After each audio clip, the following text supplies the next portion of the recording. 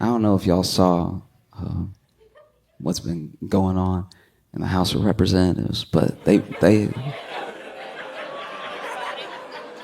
had it out. Ooh, that was better than Real Housewives. I'm not gonna lie, that was pretty good. Okay, in case you didn't see what happened, basically they were having a committee hearing, and I don't really know how they work. They use certain rules of order where they're like point of order, and there's like this moderator that doesn't do his job and stuff, and basically.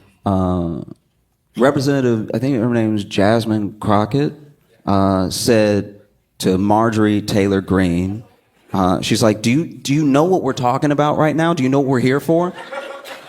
And then Marjorie Taylor Greene said, I do know what we're here for. Do you know what we're here for? Because those fake eyelashes might be messing up your reading.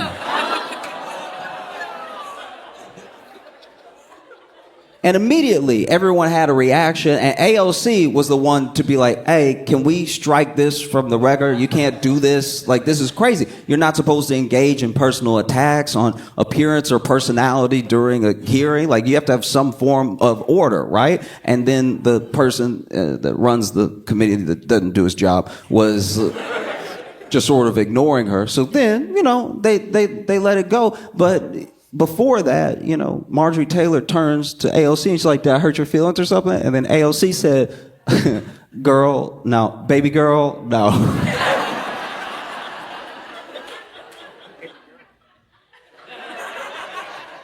In case you aren't familiar, all right, a girl followed by a baby girl is equivalent to showing a Glock.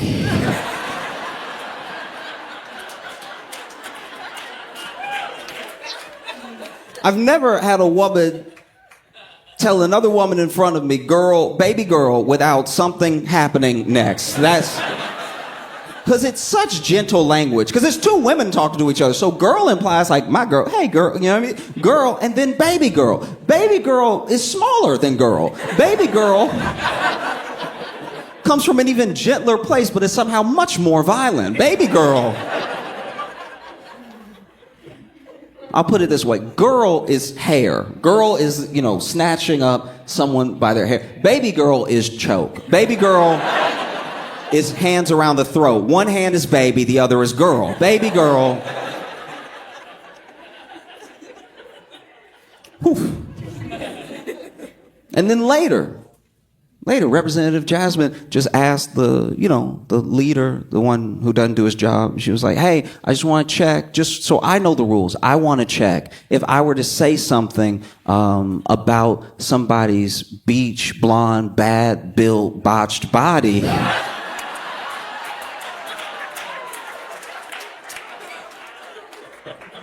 And to be fair, look, I wasn't there. I don't know exactly what she said, because some people are like bad beach blonde, bad built butch body, or beach blonde, bad built botched body. Either way, it's a bop. Either way. It's rare, and that was like kind of off the dome. That was incredible. That was one of those things where I was reading it. I've never read like a news magazine before and been like, beach blonde, bad built butch body. Man, get Metro booming on that one. That's crazy. So I don't know exactly what she said, but she was like, if I were to mention somebody's beach blonde, bad built, botch body, would that be engaging in personality attacks?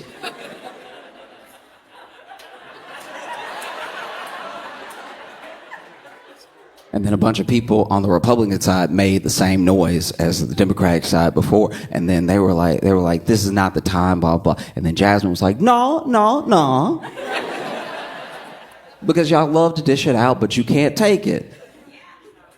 And then the article ended. And I was like, that's the problem with journalism today. That's what. Now I gotta go watch C-SPAN to see how it ended.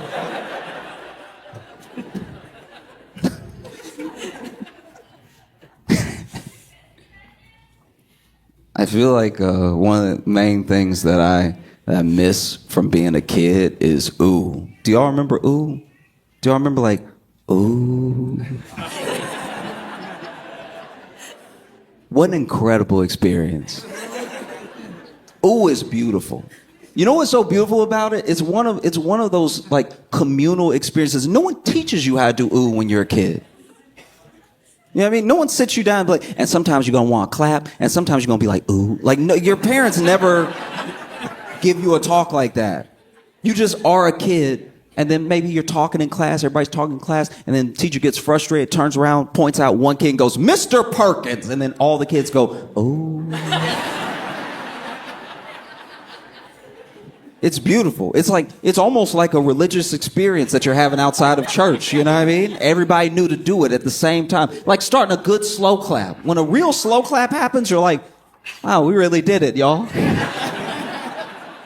Ooh is beautiful.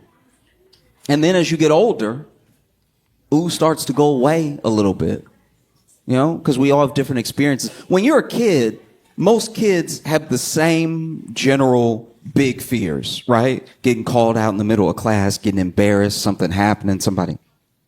But as you get older, everything starts to splinter off. Everything goes in different directions. And so one person's ooh is another person's nothing, right? It's very hard as an adult to have an ooh experience. So I treasure them now when I have them. It's beautiful. Like I was walking down the street one day and I was passing this bar, and there was a woman yelling at her boyfriend to the point that a crowd had gathered. Like it really felt like a street performance, the way that she was taking him to task. And she was like, I had 1 day off, JR. I had 1 day off and you ruined it. And he's like, I'm sorry. No, sorry's not enough. This has happened so many times. I have 1 day off, JR, and you ruined it. And then out of nowhere, she just swung and slapped him, right? Slapped him from everybody, and everybody was like, oh. And just like that, I was like, wow, I'm back in it.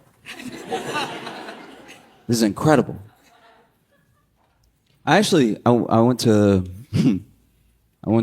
a friend's wedding a while back, and the thing that was amazing to me about this wedding is just how personal it was, right? So it was a smaller wedding, so it wasn't like a huge room or anything, and the groom got his best friend to officiate the wedding, right? And I think that's kind of cool. You know, some people want someone, like if they have it at a church, they want like their pastor to do it, but just someone that makes it special, right? And then the couple, they wrote their own vows, which I also thought was pretty cool because it was very specific stuff to them that was like cute and was funny and stuff like that. And you can tell that the friend officiating was nervous because he was holding the mic, but it was like shaking in his hand, everything. It was all very, very sweet, right? And then it got that time to, you know, say like, do you take and everything. And then, you know, Buddy looks at the groom and says, do you take Ashley to be your lawfully wedded wife? But Ashley was the groom's ex's name.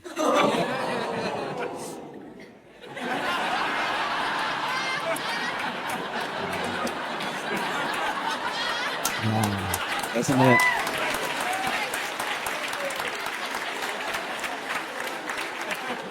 Doesn't it just feel good to just let it out? Oh. You know, admittedly, I don't know much about dating, but I do know white people. And the weather has a real effect on y'all. It's a nice day out, and every person I made eye contact with has told me.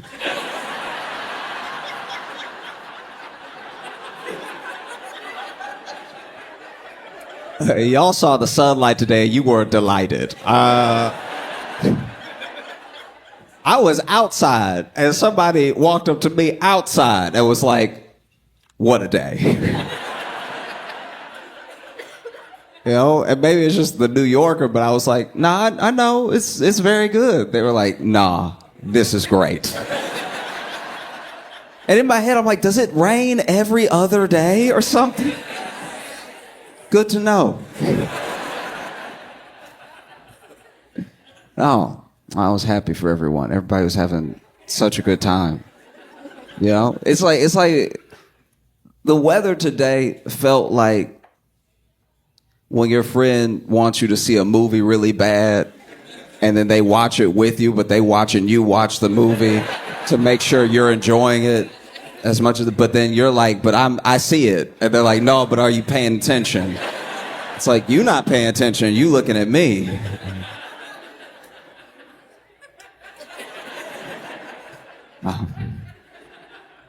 There were a couple people I was concerned about.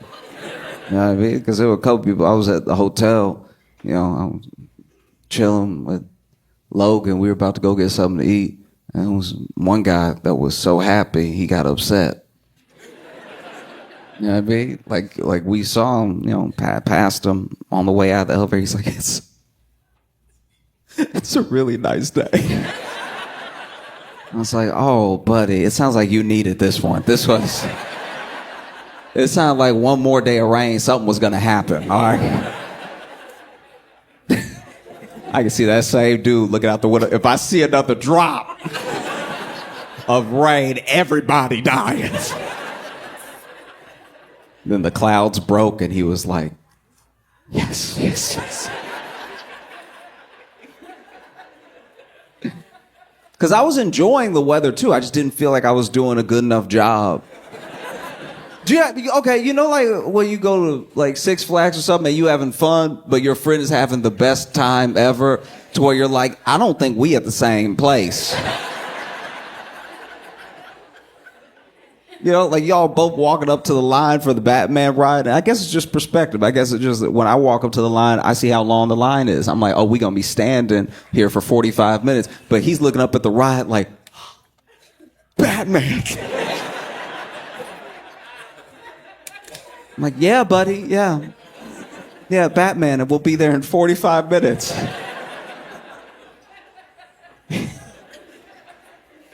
Oh.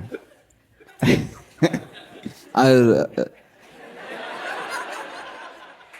had a realization that I'm getting older now, and as a man, like as a grown man, I'm actually too old now to get kidnapped.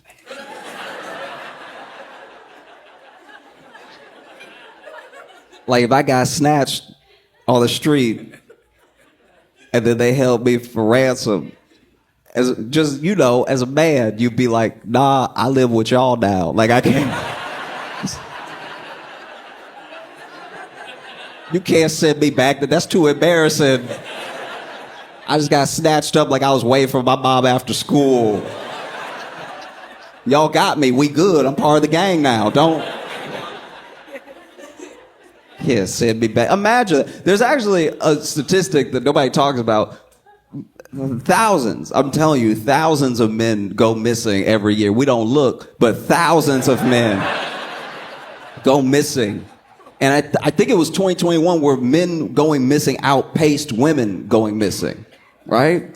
And it's like an insane stat. When I was reading it, I didn't believe it. I was like, how is that possible? But I think it's because men know when they get snatched up, they're like, bro, just kill me. Because I can't go back now. Imagine you a grown man with a family, right? You a grown man with children and you got kidnapped and then you come home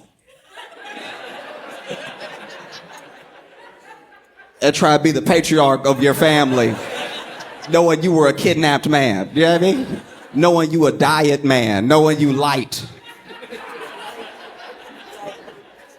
Standing there over your kid, telling him not to talk to strangers, and then your 8-year-old go,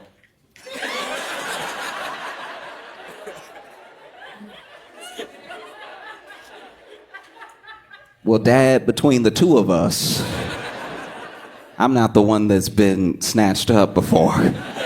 I'm not the one that's walking around irresponsibly. I can't tell the story is hilarious or heartbreaking. I think you'll decide. There's a pastor in Colorado that scammed his congregation out of $3.2 million. No, it's a heartwarming story. It was all for crypto. He made a coin. And he passed it off to his congregation, saying that the Lord wanted to bless them. And then they invested. And then he's now been caught and is being charged with fraud. And he pocketed 1.3 million of the 3.2 million. And so he came out and he made a video. And in the apology video, he is very honest. He's like, listen, the Lord spoke to my wife and I and said to, make this coin and everything. And I even said to God, I like how he acts like God is a guy, just like, and that he's a guy that he can't get on the phone right now, but was talking wild a couple weeks ago. And so it's like, and then look, I was even asking God, because I'm not even omniscient like God is. I'm not over here like God. And I even asked God, I was like, where's the liquidity going to come from? And honestly, if your pastor ever says liquidity to you, that should be the first sign to run. Run as fast as you can, as far away as possible. And so he's like, I even asked God, where's the liquidity going to come from? And God said, trust me. And so then I immediately told you it would be fine. That's my bad. I want you to know, out of that 1.3 million that my wife and I pocketed, 500,000 went to the IRS, which is a meaningless detail, by the way. Like, yes, you paid your taxes, but that's just a weird thing that the pastor did to be like, hey, look, while we're being honest, I got fucked too, okay? IRS really get everybody, don't they? It's like, as much as we hate the IRS, you're not going to flip this around on them right now. And then he got caught, and he's like, yes, we did spend it on some trips and a home renovation that the Lord told us to do.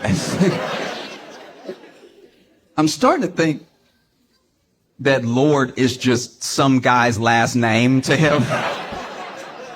Just a Marcus Lord that does a lot of cocaine. It's like, I got a new coin. You should tell your peeps, you should get them in on it. Oh. Because I've read a good portion of the Bible. And I don't know. No, like, I'm not saying I'm smarter than everyone that was in the congregation. I'm expressly not saying that. Like, but it is a thing where it's like, if you read the Bible, what he's saying will be weird. You know what I mean? Like, if you read the Bible and you have a general understanding of it, when a guy comes to you and he's like, listen, the Lord about them gains, okay? I think it makes it easier for you to be like, oh, I think this guy is full of shit.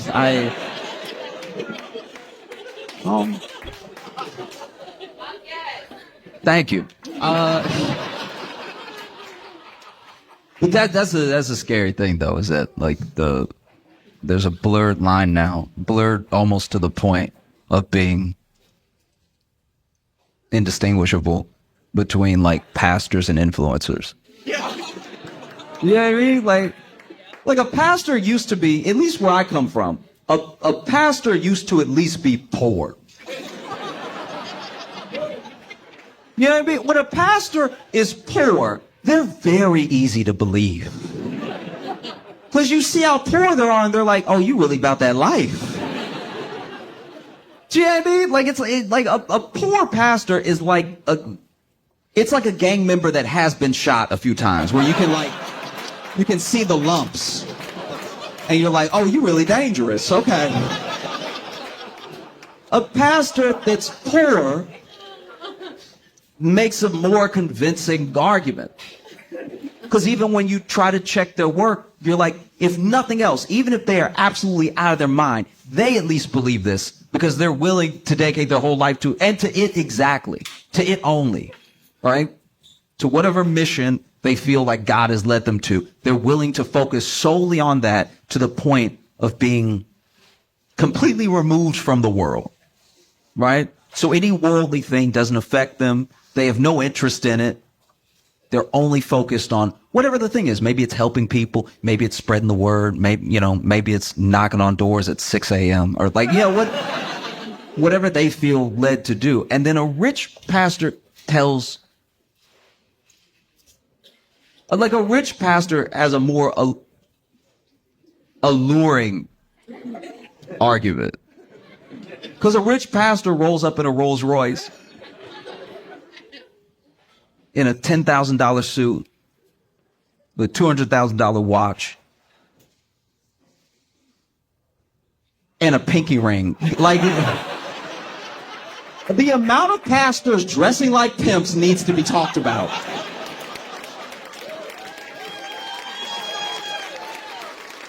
Do you know what I mean? It's like there's too many wires crossing with, like, I'll see a pastor dressed fully like Don Bishop Juan, and I'll be like, oh, yes, you are pimping your congregation. Yes, I get it. Wow. And in their faces too, you're brazen with it because you dress rich in front of them and they're poor to make you rich. And wow, that is ballsy. Maybe you do have God's protection. That's crazy that you're going to do that in their face. And then you tell them what you buy. If you see these televangelists, they tell the people what they bought with the money that they said was going to missions and to... Because when the plate is getting passed around, it's so that we can help the poor and that we can spread the word and that we can, sort of build up the church to have things for you as a community. One of the only reasons to have church is for a community. It doesn't even have to be fully like-minded people. It can just be people that you feel like safe and in communion with. And so, yes, sometimes everybody pulls their money together and then they're like, what would be great is a rec center for the kids. And then a church will put all their money into building a building that could be a rec center for the kids so that they don't get in trouble. There are lots of things and ways that churches spend money that I do think are good. And so when I see like a mega church's facilities, I'm not immediately skeptical. It's when I see the person and he's dressed so much like a pimp. Like, I cannot stress this enough. It is full pimp outfit. Like, it's to the point of tacky. Like, we're not even talking about just because he has a suit. I'm talking about he has like... They are all stopping short of a cane. Like,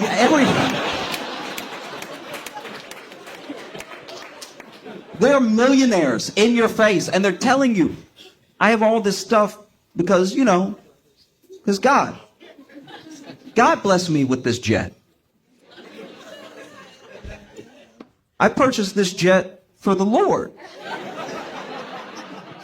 so that I could fly from place to place quicker, spreading the message. And I would even believe that if we didn't have Zoom. If Zoom was not a thing, I would get a pastor being like, I have to get over there to spread the word as quickly as possible. They don't know. They have no idea. And it's not like we can send them a telegram or something. It's not like there's been iterations of communication for decades that would negate me buying a jet to fly it to, I'm not going to tell you where.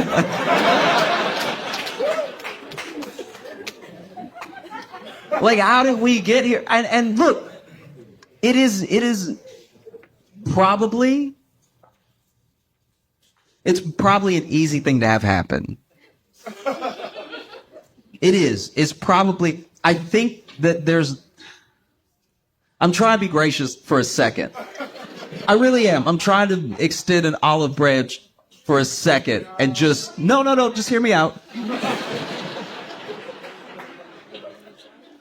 I do think that there's something that speaks to these pastors, but I think what has happened is that they have mistaken God for their intrusive thoughts. Do you know what I mean?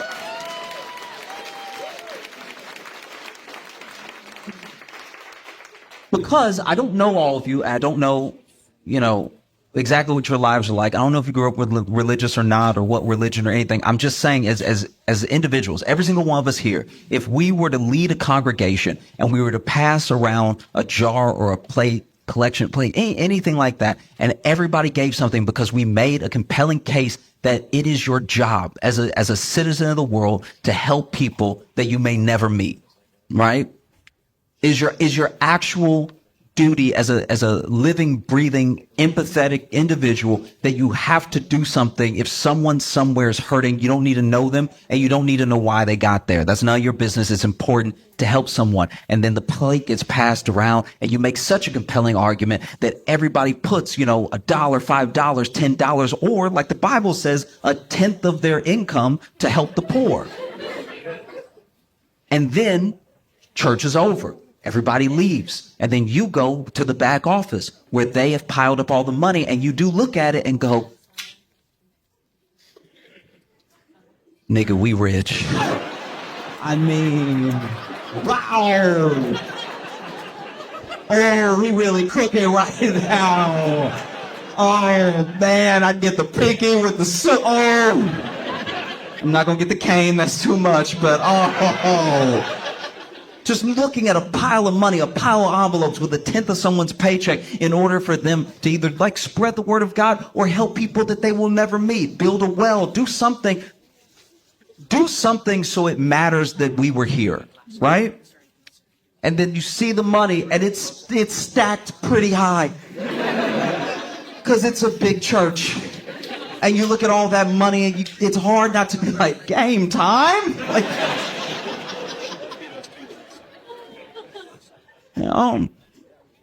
That's a tough thing.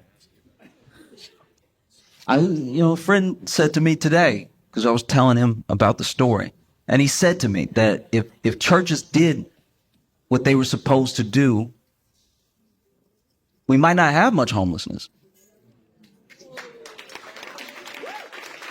You know what I mean? Like if churches were really about it, in a compelling way, in a way that was genuinely uncomfortable. In a way that was like, I'm gonna tell you a story, and you're gonna judge me, but it's fine. I was at a theater when I first moved to Chicago. And when I first moved to Chicago, I didn't have any money, right? And I especially did not have much to spare. But I was at a show, and I was at that show because it was free. So it was a free midnight show that I loved so much. I made sure to go there every Thursday night because I knew it was a free show. I could do something. I could meet other comics. I could, learn by watching them and everything, because everyone on the show was incredibly funny. It's actually a sketch show, ironically enough. And there was a person that came in, and she came in and she clearly had nothing, right? Her clothes were torn and everything. Her hair was a little messed up and she had a little bit of a limp. And she was asking people for change.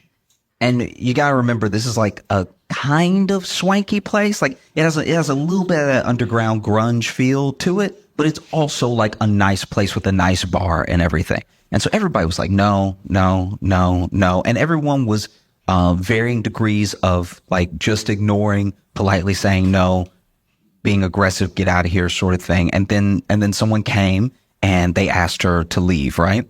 And so I see all that happen. I'm sort of sitting in the back towards where the showroom is. And then this was all happening towards the front. She didn't get far in. I watch the show. And I'll be honest, I didn't really think about her while I was watching the show. I was thinking about what an incredible show this was, how thankful I was that it was free and everything. And then the show lets out. And I guess because a couple hours had passed, she gave it another try. So she came in, she was asking people for change. And once again, it was varying degrees of not looking at her, asking her to leave them alone and everything, politely saying no. And so then I had about $3 in my pocket. And so I saw her the second time, and I felt so bad about how the first time went and that I didn't do anything, that I went ahead and I gave her the $3. And when I gave her the $3, she took it and she looked at me and she said, "Oh, thank you so much." And then she jumped and hugged me tight. And what should have been a sweet moment was mainly just me being like, "Oh my God, oh my God, oh my God, oh my God, oh my God, oh my God, oh my God, oh my God, oh my God, oh my God, oh, oh, oh, oh."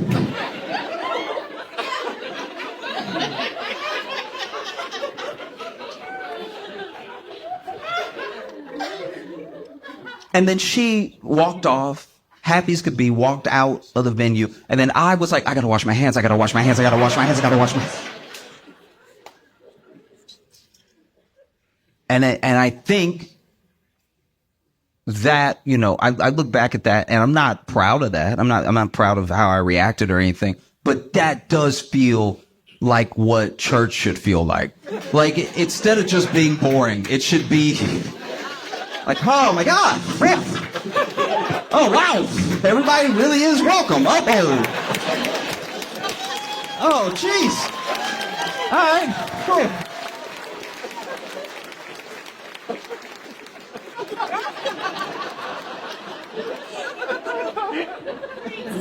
I've been genuinely obsessed since I saw it from the moment that it happened. It was around Thanksgiving, and what a thing to be thankful for. Wow. I can't stop reading Drake's filing.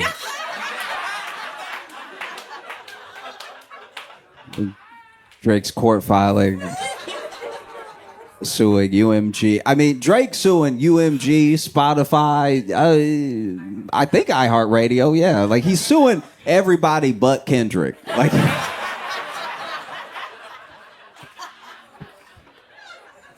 all right. In case you don't know, because I don't expect everybody to just know everything I'm talking about all the time. In case you don't know, Kendrick Lamar is a rapper. He's a phenomenal rapper.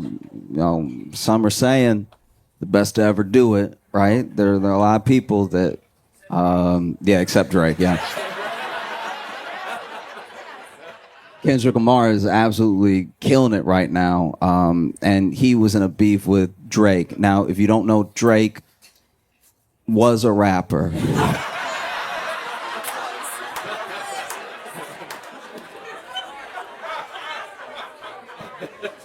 He was a rapper until Kendrick Lamar rapped while he was rapping, and then they did it at each other, and it did not go well for Drake. Now Drake is suing, and it's such a thing to take apart because it's genuinely complicated, right? Like, not just the suit, but the reasoning for the suit, and like who would actually be in like a bad position, A lot of this, weirdly enough, if you go all the way back, starts with Kanye, now known as Ye, right? Now, during his Life of Pablo tour, Ye went on this rant. Now, Ye became known for rants. That was like a thing as far back as the Yeezus tour. Probably started, I actually think it started when he was touring 808 and Heartbreak, where just mid-concert, instead of an intermission,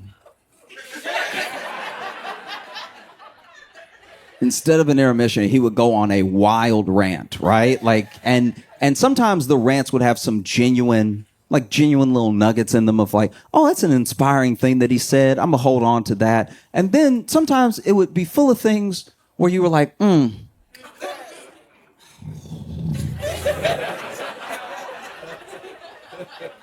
does he know?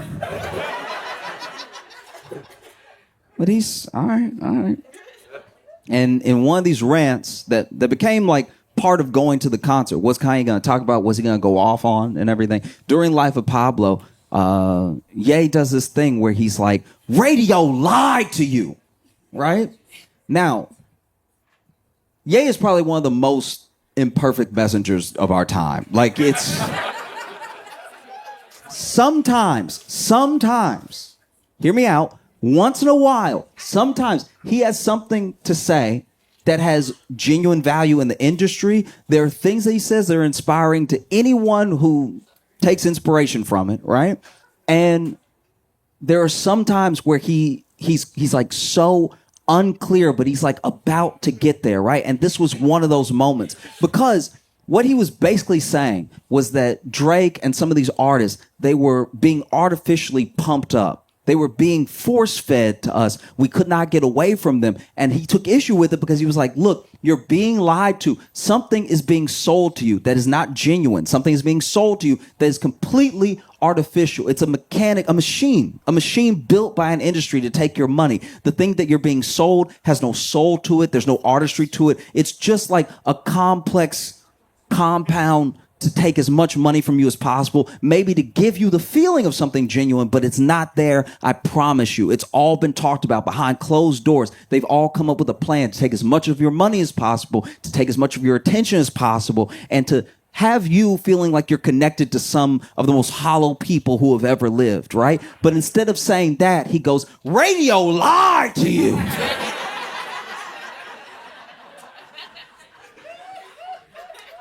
So understandably, in the moment, people didn't quite understand what he was trying to say.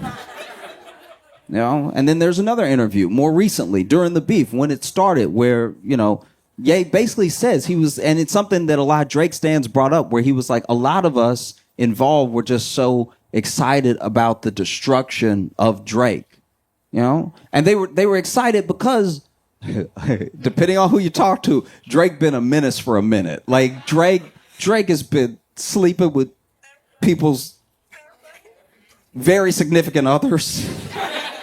You know, he's been doing like shady stuff. There's people who've worked on projects with Drake, and then he went ahead, and even though he worked on the project with them and was happy to collab and everything, releases a project that's kind of like theirs right before, just to.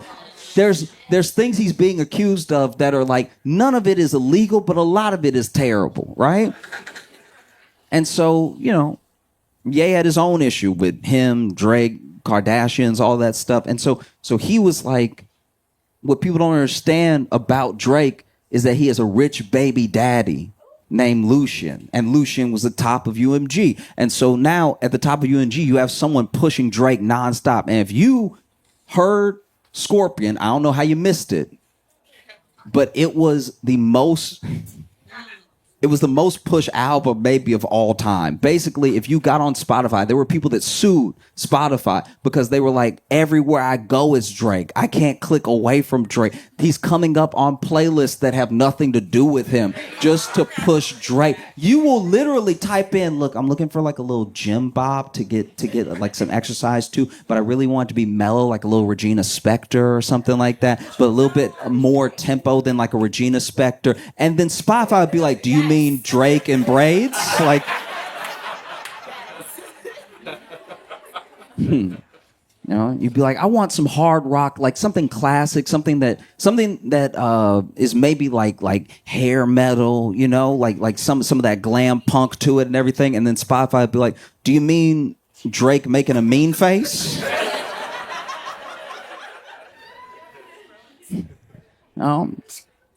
And you know, he files these lawsuits, and the internet comes for him. They come for him in a way that I thought the beef was bad, but the way that the internet came for this man when he sued, they were calling him Aubrey Graham Cracker.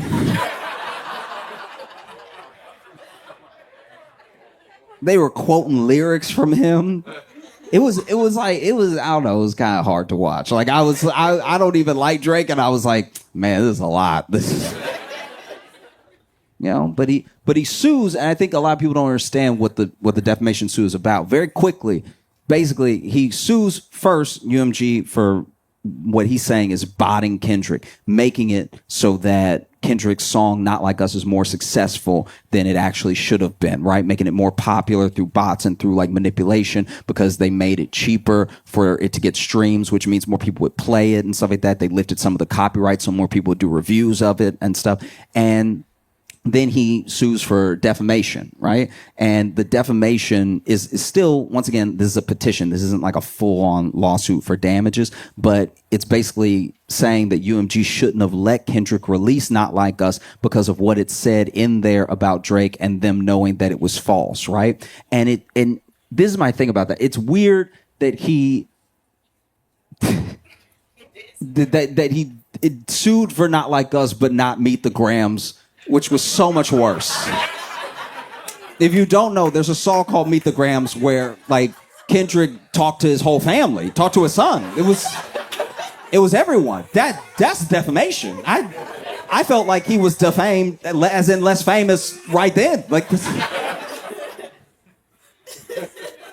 it's kind of wild, you know? But here's the thing. This is why some people are on Drake's side. And I'm not just talking about Drake's stance, right? What he is alleging is that basically UMG, who he's been in this contract with, he got a $400 million contract from them in the earlier part of the 2020s, right? And he made the money back so fast, they start renegotiating again. And if you make $400 million back quickly, they probably gonna need to pay you $600, maybe $800, who knows? And that $400 million contract was the biggest contract in music history, right? And so now he's taking these people to task in a way and at a time that is scary for the music industry. You know, music industry is losing market share day by day. I'm a firm believer that no matter what music you like, I don't care what it is, I don't care what genre, you personally, you have not met your favorite artist yet. You haven't met your favorite artist at all. You have to keep listening. You have to keep looking. Your favorite artist is out there and they're trying to get to you, but there's a machine in the way, right? And so the same machine that built Drake up is the machine that is genuinely in the way of artists who are trying to get to you to be your favorite. Because you already have this connection. You just haven't heard their music yet, but it's coming. Right? You just have to keep looking. And it's hard to look right now because of basically what Drake is alleging, that UMG, some of these big ones, they use payola, they use all these things to make sure that their artists are the only artists that you hear, so that your favorite is the best of what's been presented to you, right? And it's a tough thing because to call UMG out for it, for Kendrick, without acknowledging that it Like you know, because you were. Yeah, I mean, like that's a tough one. That's I mean, that would be like somebody at Goldman Sachs being like, they stealing all your money. I'm like, yeah, okay, all right, I believe you, but weren't you an executive? Yeah, but I'm suing because they stole from me too. They have no scruples at all. They'll steal from anybody. This is unacceptable.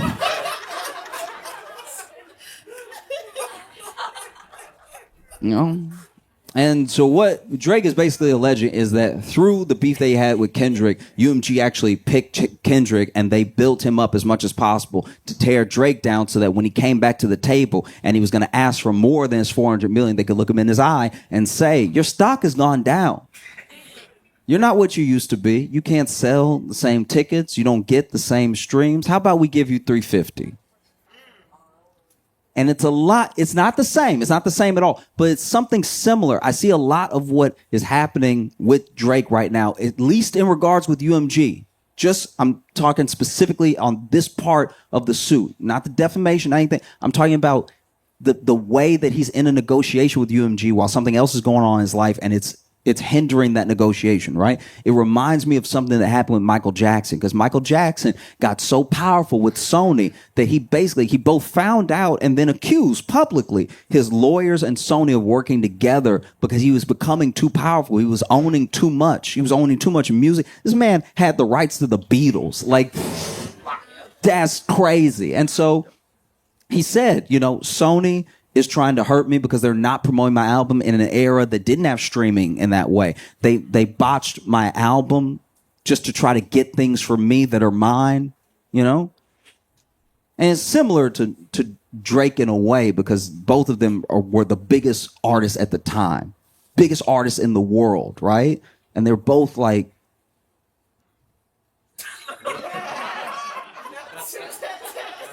Just hear me out. They were both.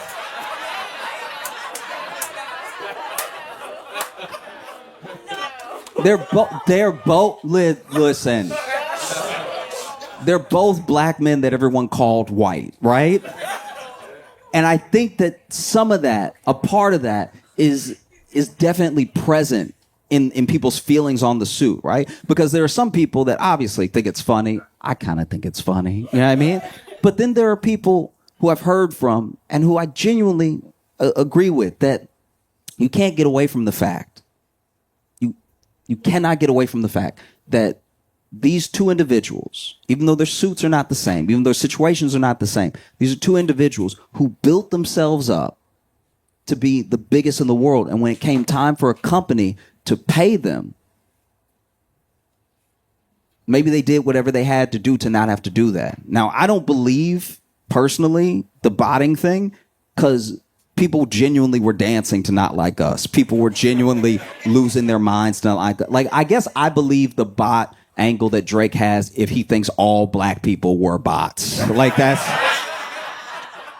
kind of what it would take. You know bots. You know how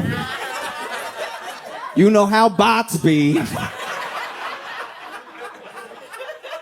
And look, when it comes to the bot thing, I'm not gonna lie to you. I've done a version of what Drake is doing in my head, just personally, because bots are all around us, and they're actually one of the reasons we fight so much. You think that everyone disagrees with you online. I'm not saying everyone agrees, but not everyone has the vitriol waiting for you, that it feels like it. We found that a lot of some of the nastiest things that get said online are bots from other countries just to stir people up, you know? And the bot has no investment in whether or not you actually get outraged, but it's just rage bait that's literally made to whether it's to keep you on an app or to distract you. Bots are everywhere, right? And I sometimes take that to my emotional advantage. You know? Like if I get into an argument with somebody online and they make a good point, I'm like, that's a damn bot right there. That's...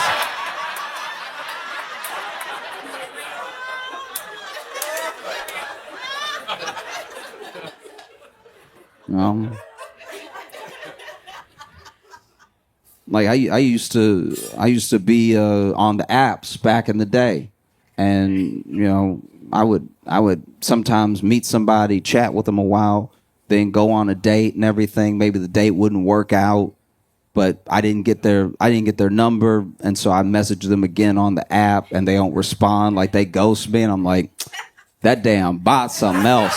That's...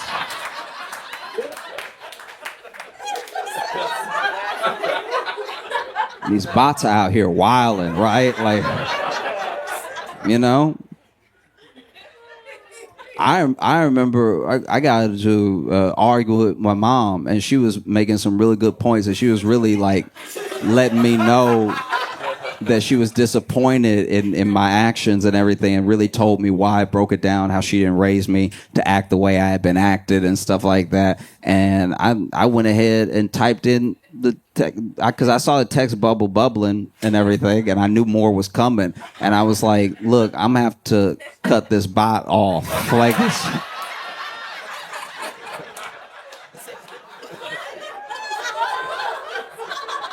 Don't have time for bots. It's a good tactic to take. Anything in your life not going the way you want, call it a bot.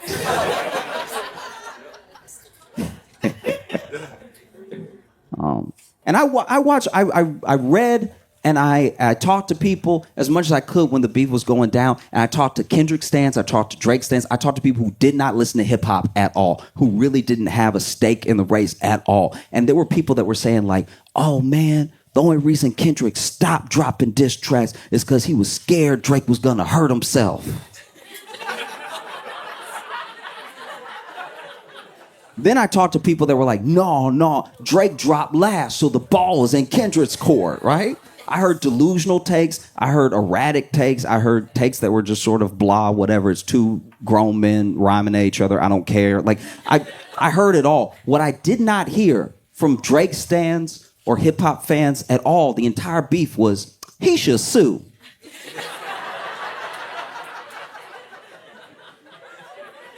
That smells like a lawsuit.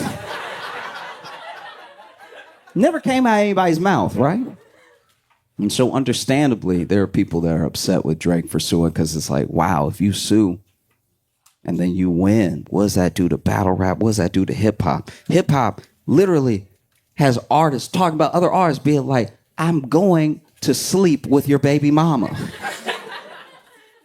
Will they still do that if that person can sue for damages? There's something that is that's like linked, that can't be broken about hip hop and a sort of distance from power, right? Like if you're in the streets or if you are street, you're not supposed to be in court unless they catch you. You're not supposed to. You see what I mean? It just feels a lot to me, everything that's happening right now between Drake, Kendrick, and UMG feels a lot like what happened between Deontay Wilder and Tyson Fury in boxing, right? Because you look at Tyson Fury and Deontay Wilder, two heavyweights. In case you've never watched boxing, I'll make it very simple for you. Two heavyweights in the world that were number one and number two, right? And we rarely get that in a lifetime, that the best in the world is fighting the second best in the world. And Tyson Fury is a world-class boxer, and Deontay Wilder hits really hard, okay? He's not quite as good of a boxer as Tyson, but he hits so hard, you think that he must knock the soul out of people, right? And so, sure enough, they fight. And in the first fight, Deontay Wilder knocks down Tyson Fury in like such devastating fashion that when he hit the ground, personally, so he got knocked out for a second with his eyes open, and I thought he was dead. I was sure I had seen something terrible. Like I was sitting there just looking around, even though I knew I was the only one in the room.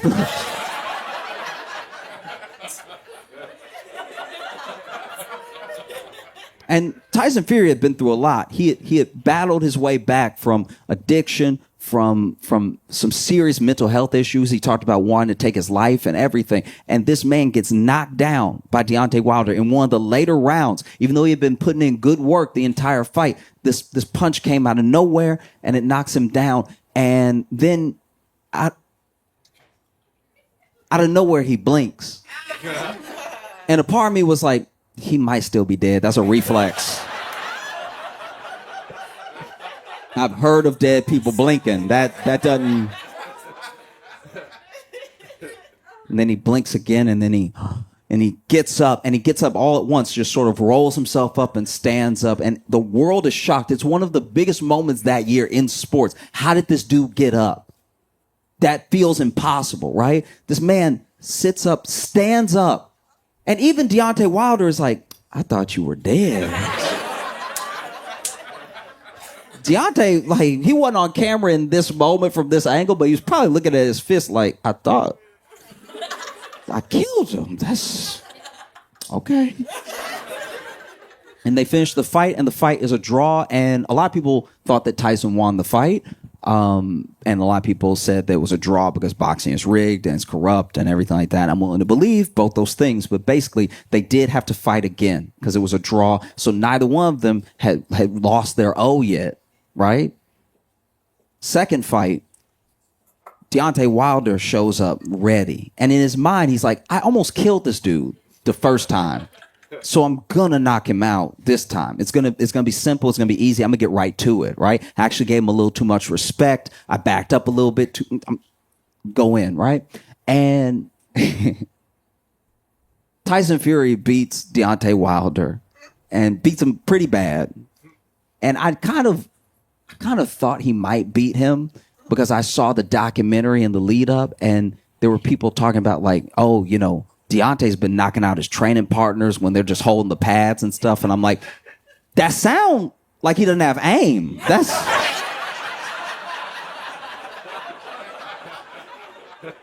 You know what I mean? Like, I'm not a boxer, but if somebody holding the pad here and you knock that man out, you missed.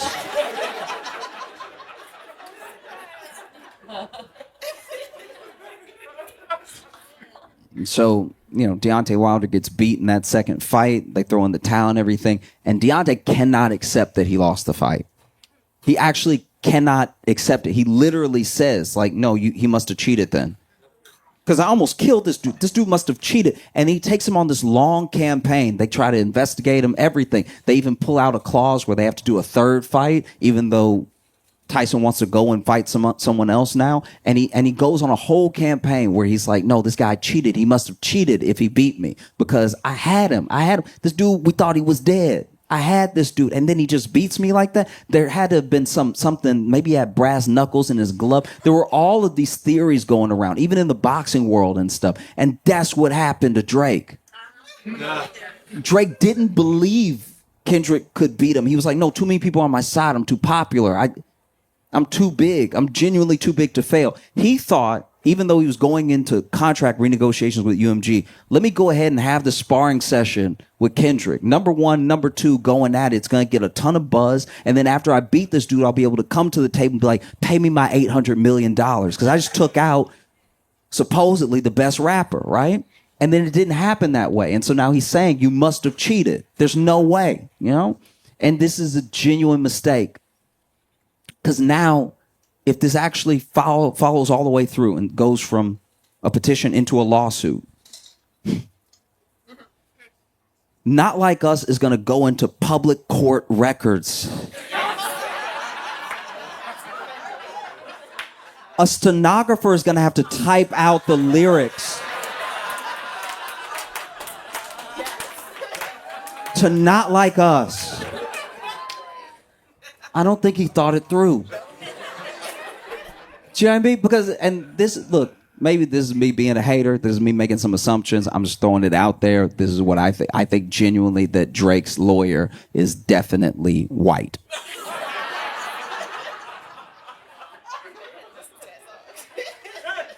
And so now I'm worried for Drake's lawyer that he's going to be in a predicament where he has to defend his client from and then read out the lyrics to Not Like Us. Now look, rap lyrics in court is nothing new. Rap lyrics get used to, send rappers to jail. It gets used against them. In all these different ways. It's nothing new. But whenever you're in court and you got to read the lyrics, usually court likes to still keep things proper. So they'll probably do some replacements. You know what I mean? Like, I think when Drake's lawyer gets to the end where he's going to have to be creative. He's going to have a different word in there. Probably something like, gentlemen.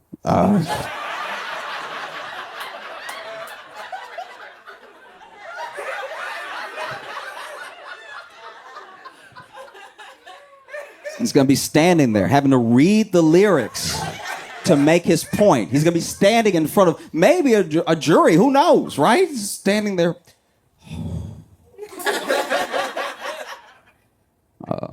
Okay. They tell me Chubb's the only one that get your hand-me-downs. Party at the party playing with his nose now. And Baca got a weird case. Why is he around? Certified lover boy. Certified.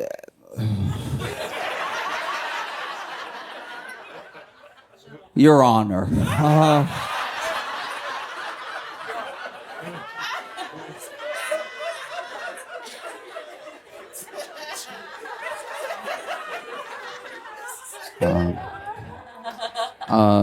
Wop, wop, wop, wop, wop.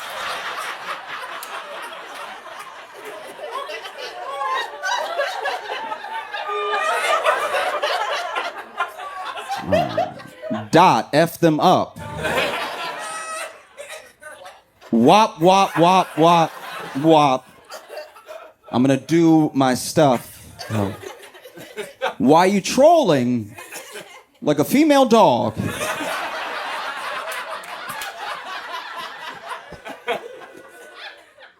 Ain't you tired? Trying to strike a chord. And that's a lot of O's. And it's probably I'll try. A.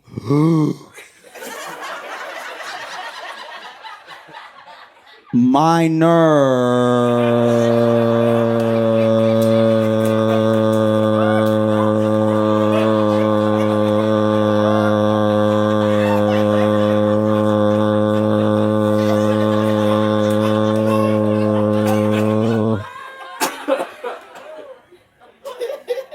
sorry, I'll do one quick correction here. They're missing an apostrophe R-E here.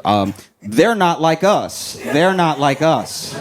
They're not, actually, I'll just take away the contract. They are not like us. They are not like us. They are not like us.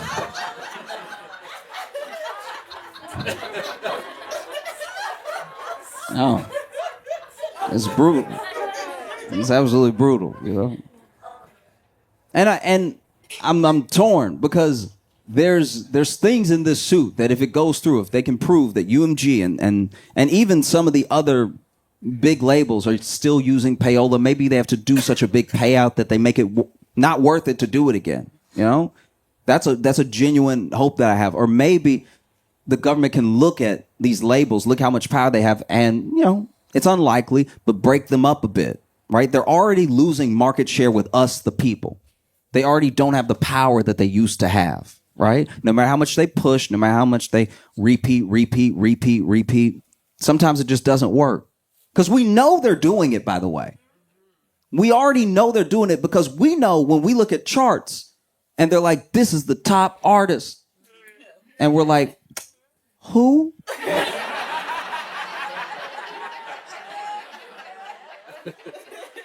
I've never heard of this person at all. Do you, I guess. You know? So if the structure came tumbling down, that would help the little guy, the new artist. The artist has been trying this whole time to break through. Reminds me of the story of Samson, right? Make it very short.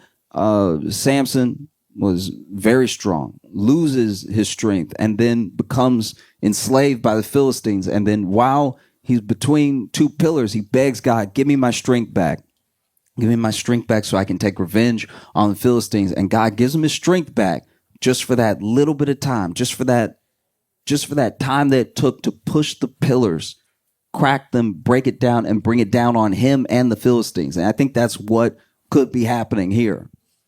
You know, because I don't know how Drake moves on from this at all, whether he wins or he loses. But I know that he might be able to bring the structure down with him, on him, right? And there is a genuine part of me that's split because I don't think that the bots thing happened in that way. I'm sure that generally it happens with every big artist. I will say that. I think no matter who you are, there's probably bots pushing, pulling, whatever. I don't think it's enough to make someone number one, but I do think that it must just happen, right? But the part that I can't get over is that, like, as much as I don't like Drake,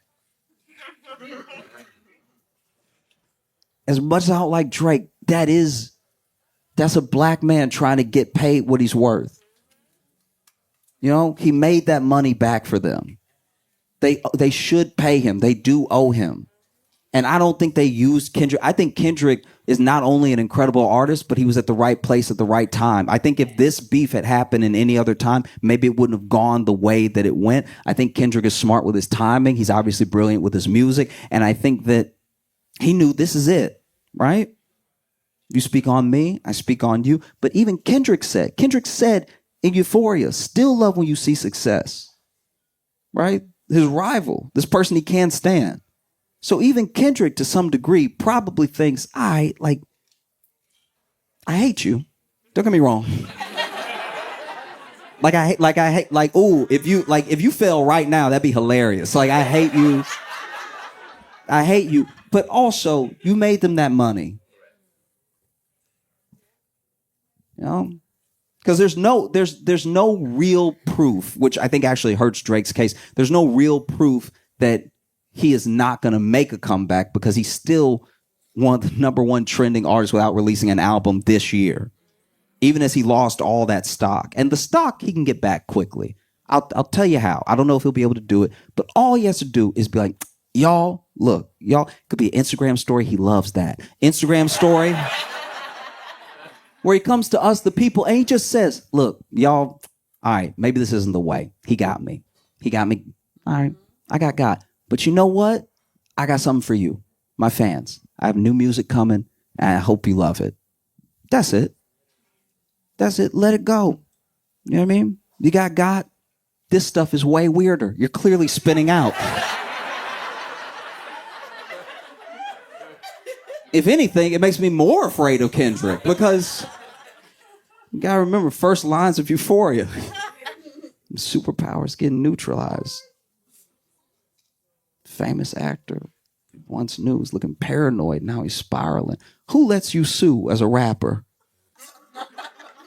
You gotta be spiraling to do it. That's like being a bona fide gangster and getting shot and then being like, police!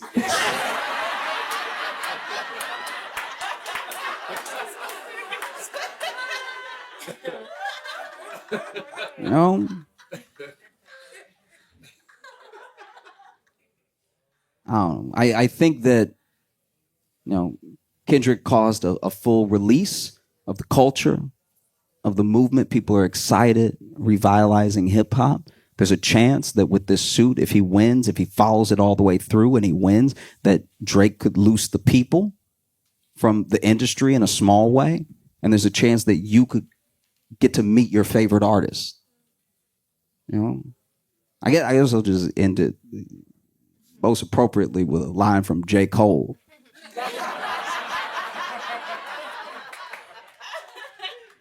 I love to see a black man get paid. Welcome to the Josh Johnson Show. I'm Josh Johnson, joined by my co-host, fellow stand-up comedian Logan Nielsen. Logan, how you doing, buddy? I'm doing good, man. How are you? It is weird. This is the closest we've ever sat doing the podcast. Yeah. Yeah, it's weird that you're here because now, at least at the hurtful. Well, at the other place, I could turn to you. Like any other time we've been together before this, I could turn to you, look at you, whatever. And this one, it feels odd to look at you because you're too... Well, it's because we're doing the video version and we're only doing it on the one camera. I'm explaining to the listener. I'm with you, but... So we had to sit a little bit closer. And I'm just going to go ahead and throw an arm around him. Do that. Oh, please. Come on. You love it. We're buds. If you have to tell someone they love it, they don't. As a general rule, if you have to say you love it, fair. That is fair. That is a fair statement. But this guy, though, he does love it. I've never felt him like pull away so hard. You tensed up there. Yeah. Because let's talk about your problems with intimacy. I was talking about how I did love it before, and then you. But it's fine. It's okay. That's just how you are. Not to be too visual, but yeah, we're sitting right next to each other. Yeah, because I'm in New York We are both in New York. Yeah, you're about to leave though. Yeah, I leave tomorrow, but we're in New York right now. Yep, right now. So how was it getting in? It was all right. We got in kind of late last night. Jess, if you hear any clicking, that's also Jess taking some pictures. That's okay. Yeah, We've done that before in an episode. We're getting some photos done while we're recording. It was good. So on the flight out, so Jess was window seat, I was middle, and there was a guy on the aisle. And he, when the flight first took off, like I just had headphones in, was chilling. It was actually like the most calm I've probably ever been because I don't really love flying. And I was actually like really just kind of like relaxed. We had several margaritas before we got on the plane too, so that probably helped. And then I just noticed the dude next to me. It's like he's really uncomfortable and keeps like leaning forward and like just is like really kind of having a hard time. And then I want to say we're probably like 20 minutes into the flight, maybe. We weren't that far into it. I wasn't even to the point where the puppies got stolen. Right. I can't, honey, no one will be able to hear you say that whole thing. I was just looking for like a yes. I hope they can hear it. That was... Jeez. Well, I just say from here, they wouldn't be able to hear that. So what happened? So he's freaking out, and then then I finally had to like stop and check in on him. It's because I saw him grab the vomit bag and he like shook it out, but then put it back, but then like kept checking on it. And I finally was just like, I took my headphones on. I'm like, hey man, are you good? Like, what's up? And then he was having a panic attack, he told me. Now, have you taken off yet? Yeah, we're in the air by now. Yeah, Oh, okay. by the time you so start, you're sorry. checking on him to be like, do I need to let you out of the aisle so you can go to the bathroom? Well, no, but he's on the aisle, so I don't need to let him out at all. Oh, he is on the aisle. Okay. I was more just checking, like, I just really didn't want a guy vomiting next to me, was my thing. And it would have been a terrible experience for you. Yeah. It would be a horrible experience. Well, no, for but Logan. But no, I wanted to see if I get totally different person. I wanted had to see a panic attack and threw up their guts. Okay, no. I didn't know he was having a panic attack. All right, I just saw him. I just saw him grabbing the bag. I wanted to see because I couldn't tell if he was like sick or was just having like a hard time. Yeah, you know what's funny is that in this situation, someone that's gonna hijack the play and somebody scared of a hijacker look exactly the same.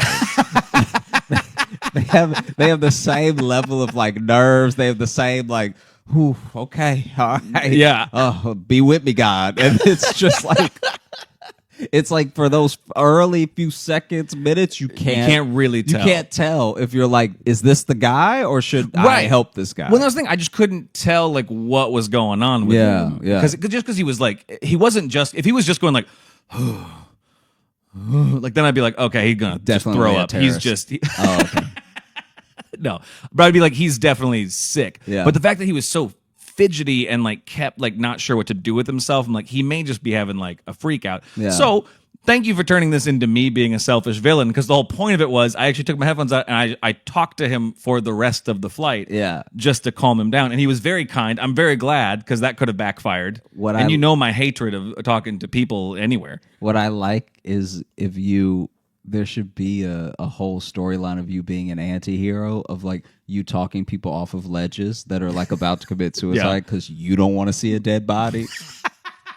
Yeah, you're like telling the dude, you're on the bridge with the dude and you're like, listen, if you jump right now, I don't know if I would ever be able to unsee, and I go this route to get home every day.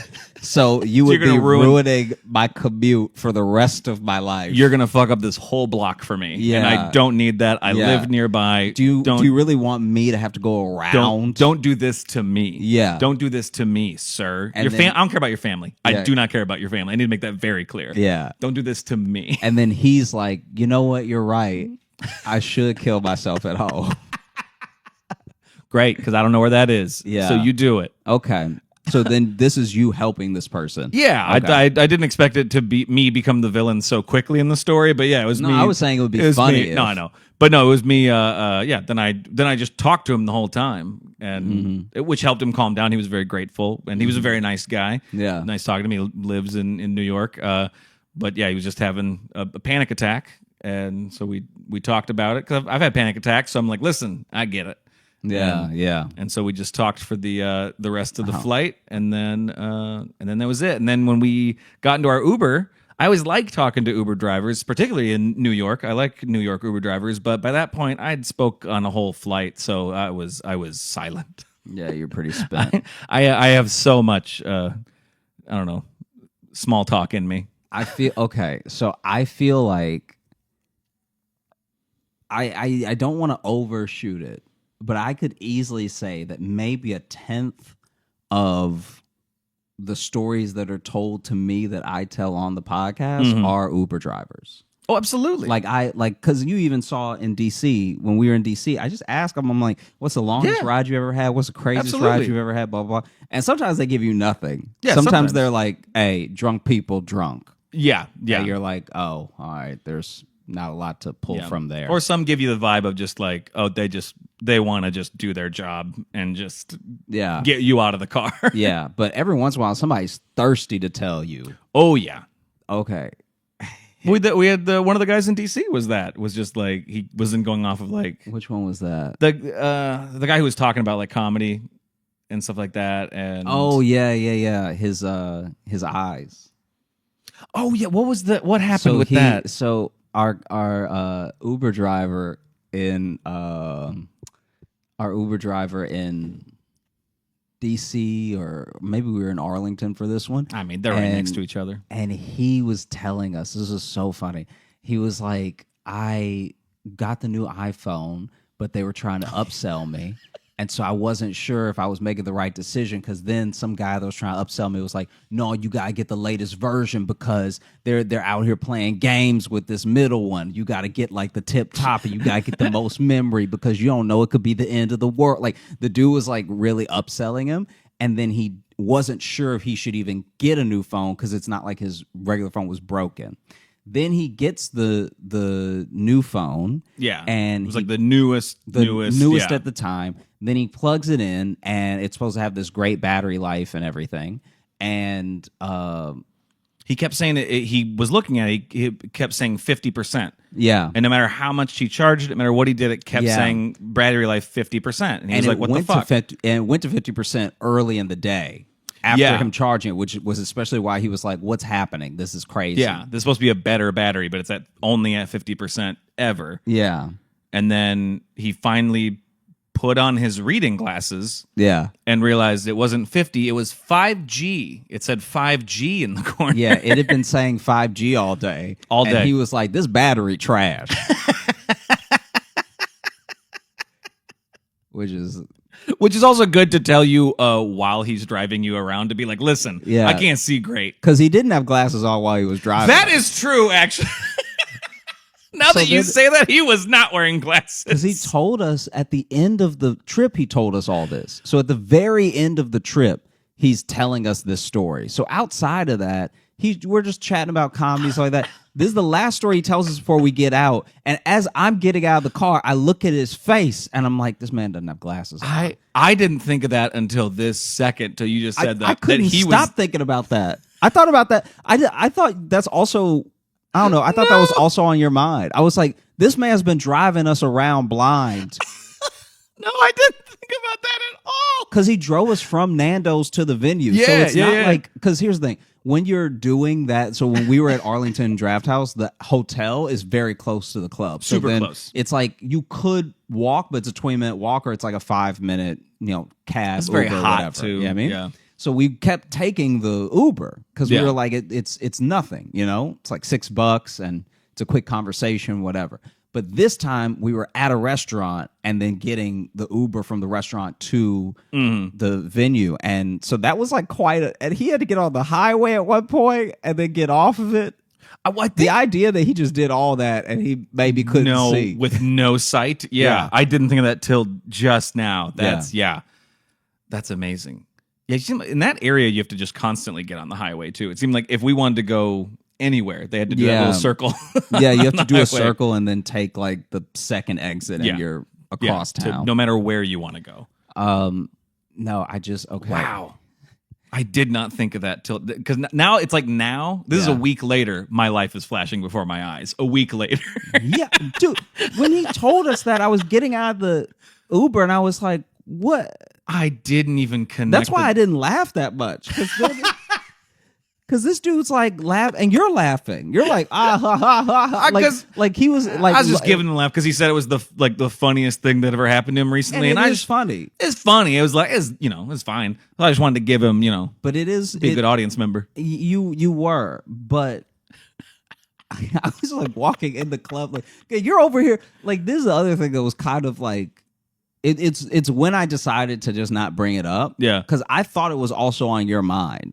No, I wish you would have said something. After we got out of the Uber, you were quiet. Like I was quiet. I don't know if you were on your phone or something. But then when we get inside, you're all about like when the show's starting. And I'm like, hey, we just got drove around by a dude who can't see. No, and so you're over here asking like, so you think we'll start like maybe in 10 or like he's going up to the manager being like, hey, do you know when I was being professional. You can just say the one word. I was being professional. You'd be a very, very on point, very professional, but in a way as if you didn't just escape death.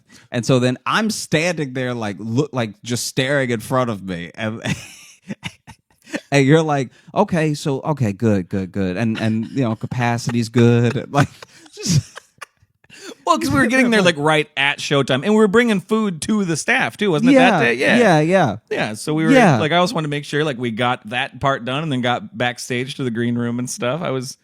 I was just shifting into work mode once we got there. I wasn't. Whatever, man. That was upsetting. Don't worry. After my set, I was contemplating my life and mortality. But that's just because that first one I didn't feel great. But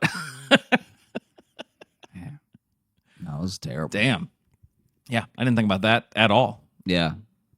I wonder how they had the Uber papers come out this week. Have you seen that? What was that? Oh, it's pretty horrible. Tell me about it. I don't even know enough about it to talk about it at length, but basically there are these internal papers that I guess got leaked or they're maybe court documents in a lawsuit or something, but basically the public now knows that Uber knows as they expand that they're like crushing the economies of like the places that they move into as far as like the gig economy there. Right, like, yeah. Like they already know. They're smart enough to have done the math to know that you're not going to really make the money that people assume they're going to make. And then there's also something about how they leveraged a thing going on in South Africa where the cab drivers there were getting very like agitated and sometimes maybe even violent around Uber moving there and everything. Oh, okay. And they leverage that to be like, see, why do these people not want you to have good prices? Like it was kind of like vilifying them. Yeah, and so they've done a lot of stuff like that a few times, and it's all in these documents, and it's kind of crazy. So I wonder if there's just a floating document out there of like, hey, Sam can't see, right? Like, I would love if it's all, like, super technical corporate stuff, and then just this thing about this one driver who's been driving people around with not the best eyesight. And he also keeps telling people. He tells people, he's so honest, he tells every ride he's been in. His driving is fine. He needs to just stop telling people. These eyes are not it. They wouldn't be worried about it if he didn't tell them. Yeah. Huh. Mm-hmm. So that has also been on my mind. Along with the those two things in tandem. Yeah. Yeah. So you took the Uber, you were quiet in the Uber. Correct. What was the experience like from then to now? So you took the Uber late to get to your Airbnb. Right, yeah, because we didn't get into town till like a quarter to midnight or something. So so then we just got to the Airbnb and we just went to bed, and then we had a pretty lazy day today because we were all week. Well, I'm here for 3 weeks, but Jess is here for the whole week too. And then, today we didn't really do much that's worthy of a story. I don't know. No, it doesn't. Had a good sandwich. Yeah, it doesn't have to be worthy of a story. Yeah, that's about it. You're gonna probably have plenty by the time. By the time I leave here, I'm gonna be a changed man. Yeah, I feel like it is getting a bit more intense in the time since you were last here. Oh, good. Jesse, you hear that? There's it's more intense now. Does that excite you? Okay, good. Yeah, she's nodding. She looks very excited and not worried at all. There's a level of tense that's here now that's just a bit extra, where it's like, what, like in what way? What are you noticing? This I wish she wasn't in the room. She is not happy. Well, I was on the train. I mean, I think all three of these are going to be on the train. I was on the train. 3 of these, and 3 intense stories. This guy was talking to himself, and he was talking to himself very aggressively. So whatever he was going on in his head, even if he was a wild dude just talking to himself, he was not being kind to himself in these moments, So whatever inner demon he was talking to, he was calling it by its demon name. Like he was cursing up a storm at himself. He's really like looking down. Whatever argument he was having in his head, he was losing. It's rare you lose the arguments in your own head, but he found a way. And then this random guy is like, "What'd you say to me? What'd you say to me?" And then he looked up and he was like, "Not talking to you, dog. Talking to me." And the other guy was like, "Oh, okay then." And then they both carried on being very angry and quiet. Now and it's like that's a beautiful story in my mind. Oh, there's a moment where it's not beautiful, where you think they're definitely about to bite each other. Oh no, for sure. It was so for no reason, because it's not like the guy was being like hella loud. Right. So that other guy had to be loud to get his attention to be like, what are you, who are you talking to? And the guy was like, I'm talking to myself. Right. And the thing that I appreciate most about that thing is that initially I thought this dude was like out of his mind. Right. You know what I mean? And then it's nice when someone is out of their mind and then they snap. What's up? Hold on. No, the camera went out of focus because I moved. It freaked out. I had to get my phone and it freaked. It's Speaking of glasses, there we go. Look good. All right. It's nice when someone is like out of their mind and they actually snap into it for a second. Yeah, especially there he snapped into it to alleviate a potential conflict. That's rare. Yeah. That's super rare. I feel like before he would have just talked to himself and no one would have said anything. I feel like that other guy clearly wanted a fight. So the other guy is the new tension. That's what I'm saying. Yeah. Just not letting him be and do his thing. Yeah. Yeah. And then also, this is maybe when I came back from Arlington, there was a guy who had a bag of sodas, right? But not like a bag full of cans of soda. I'm talking about he had a genuine bag full of liquid. Full of loose soda. Full of loose soda. So he had a bag of soda that was like clearly a bunch of sodas. Right. Because it wasn't dark brown enough to be just Coke, but it was light brown.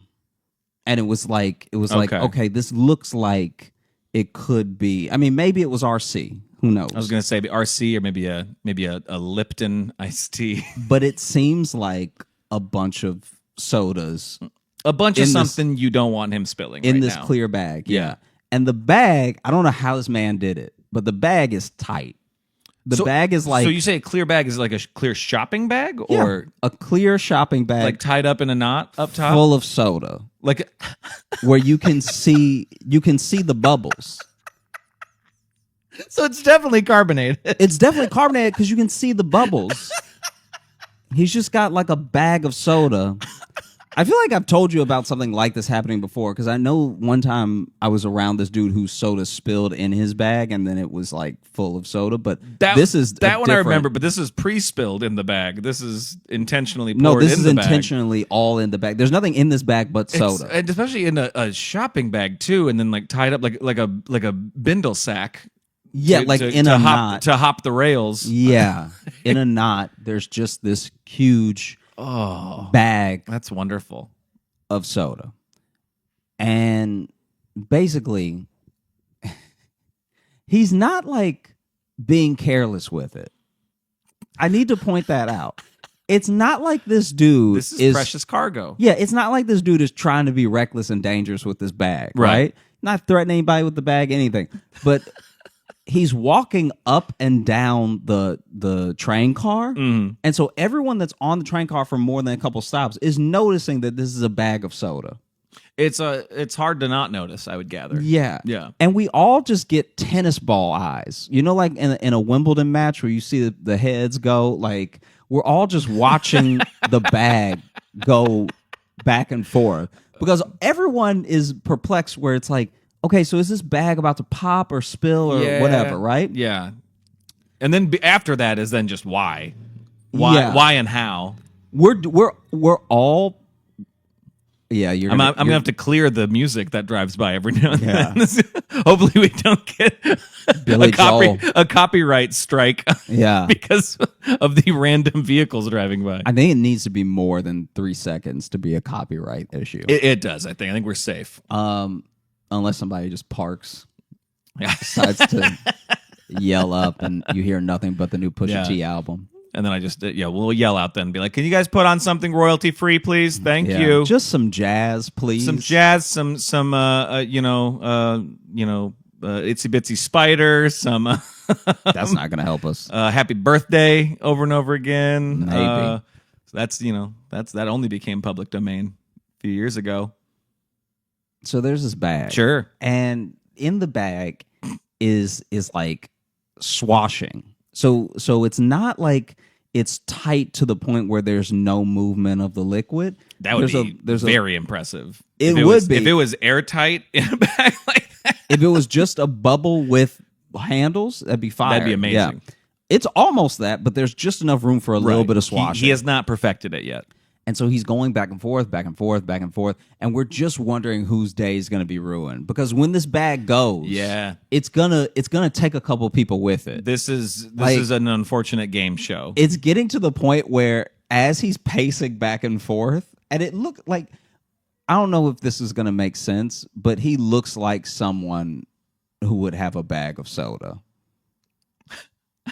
Like I don't know how better to describe it, except he looks like a person who would have a bag of liquid that is tied up, and he's gonna open it and I guess pour it on his head later, or just stab it with a straw and go to town.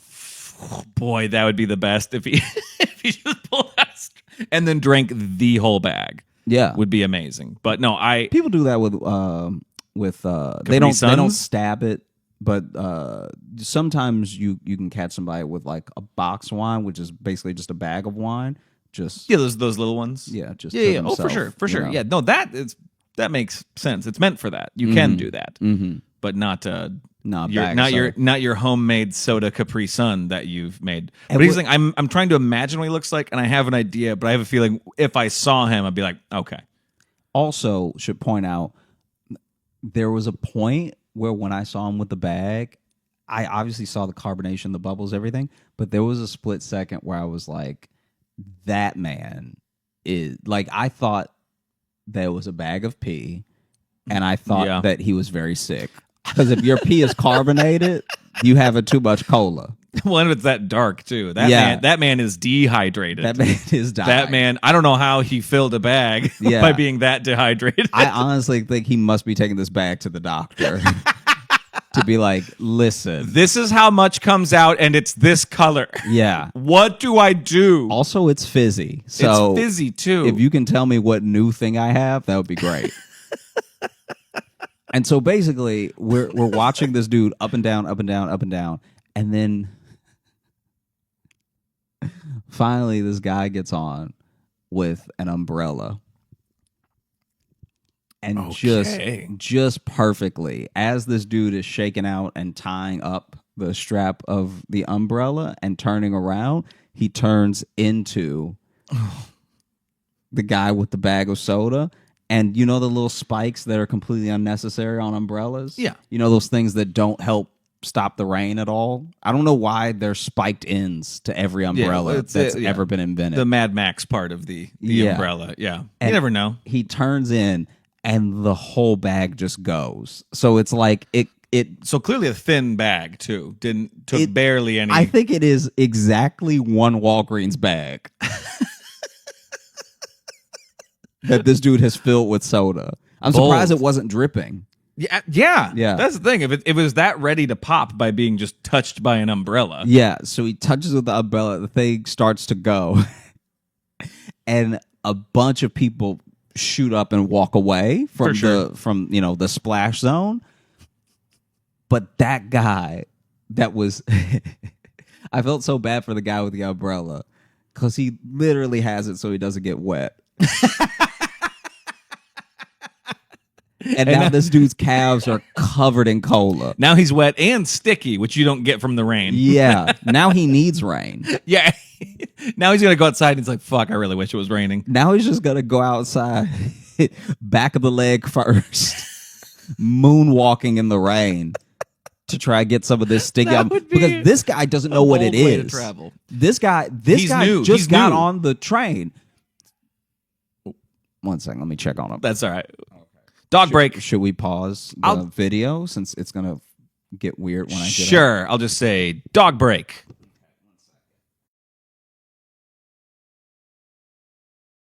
We're back from the dog break. Yeah. What was I even talking about? Oh, the bag. We actually took a break on a cliffhanger there. What will happen next with the bag of soda? Stay tuned. So the bag explodes like It like popped. It Like didn't pop. just leak. no, it didn't just leak. Because that would have been very funny. Because he would have tried to catch it and it would have still been dripping, and then like No. another one would have poked open. My man, this dude's bag. This was a water balloon, a soda balloon. It really split. And so then it just is rushing. And honestly, A torrent, if you will. more full than I gave it credit for. He got a lot of soda in that bag. He got so much soda in the bag that like so much came out it felt like a cartoon.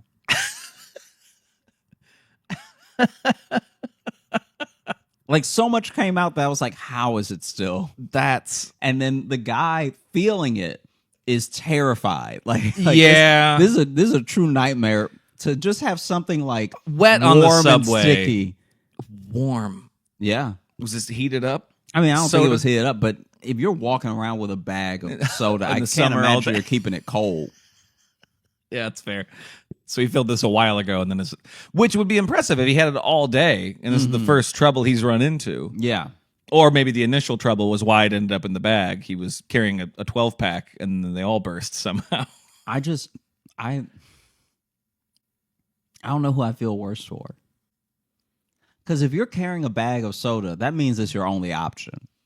You don't have another container, you'd use it. And it also means that soda is important to you. Mm-hmm. This soda means a lot. I'd like to think he made it himself. That's a whole other upsetting scenario. That this is his homemade soda. He finally had the meeting with the big soda company for them to sample his flavor. And he didn't realize, like, I just ran out of my last bottle. I just ran What my do I last have? bottle. Maybe they like plastic flavor. I need to get down there so they can sample it and it can be in stores. Oh no! And so then, basically, that guy freaks out. A bunch of people jump away. It reminded me of, remember when we saw that lady throw up? I think about it every day. It was exactly like that, where people calmly ran away. Just like yep, they calmly rushed away. Yeah. Yeah, because that lady vomiting was that she just did it very calmly, and we're all like, well, all right, this is what's happening. We'll all scoot. I know we've talked about it on the podcast We before, absolutely have. but what I love about that lady vomiting is that she went there, sat down with just a bunch of meat she just bought. Yeah, because it looked like She she had a had bunch of ground turkey. She just had like some sort of. It didn't seem like the bag she bought it out of either, right? No, that no, also no. seemed like just a bag of meat. Yeah. That was she eating? I'm not sure. Yeah. And that's why she threw up. You're not supposed to eat raw ground beef on a moving train. I mean, too many stories converge in New York. Like, every place should have one of these people. You know? There should be a soda guy in one state. There should be a meat lady in another state. They can't all be here. Well, this is where they come from. Then they spread out from here. Yeah, it's really upsetting. And then, like, now you just have a train full of soda, too. Because now that whole area is just wet. Oh, yeah. Okay. Everyone that's been to or lives in New York knows what I mean when this happens. It doesn't happen every day, thank God. But there will be a time happens. where you're on the train and someone's bottle or can has spilled. And so now we're all with our eyes watching the trail, the uneven trail that the liquid makes. And you're checking, is that liquid coming to me? Is it taking a left? Is it going straight? Yep. And I wish I was better at physics. Wish I knew more about fluid dynamics to know where this is going to go. I don't know how that would help in this situation. I feel like you could look at it and now you could have an idea of maybe what grooves, Yeah, that's also when you know you've been taking the train too much. When you're like, oh, we at Hoyt Skimmerhorn, this liquid about to take a left. No one wants to be that well versed in something that nasty. But yeah. The train was full of like I had to get on a different car, which I should have done. Yeah, but earlier, but I wanted to see the end. Exactly. No, you I just stayed. wanted to see it pop. That's why we all stayed on. Absolutely. We were like, who fills a bag with that much liquid and gets away with it? Because honestly, even yourself, you're like, even if it's me, this is going to be a hell of a story. Like, Yeah. But like, yeah, that's of course you stayed to see if it was going to. I mean, if it That's was why me, I think I'd be in jail. I don't think I would just let someone leak hot soda all over me and not lay hands on them. So you would have beaten the man with your umbrella. I think I would have tried to choke him. Wow. I think wow. I'm not a violent person, but it's so random that I think you're allowed to lay hands at that point. It's so random you're allowed a random act of violence. It's actually so odd and so rare that I think even a monk would be like, I renounce all violence except if I'm on a train and someone splits a bag of hot cola all over my ankles. Then I can go to town on them. I am against violence unless you fucking spill on me, and then it's on. Then it's on. Otherwise, I will not crush a fly, but I will not be sticky. Yeah. I won't even be mean to a cat, but if you get cola all over my calves, it's over, kid. I'm going to jail. So then what was, I know then everyone like left. How sad was the soda man? No, he was disappointed. I was absolutely. Did he just sit there with his torn bag, just looking at No. and just that sad Charlie Brown music comes in. That dude screamed no way too loud. And then that was sort of it. Was it a short no, or was it like a no? It was pretty long. Oh, good. It was a good being, dramatic no. It stopped being no and then just started being screaming. Oh, that's a good no. No. Yeah. It was wild. I was not a fan at all. Because now it's wet, sticky, and loud in here. I was so upset. By the way, I'm filming a new special. It's going to be called Wet, Sticky, and Loud. That's going to be the title. Sounds great.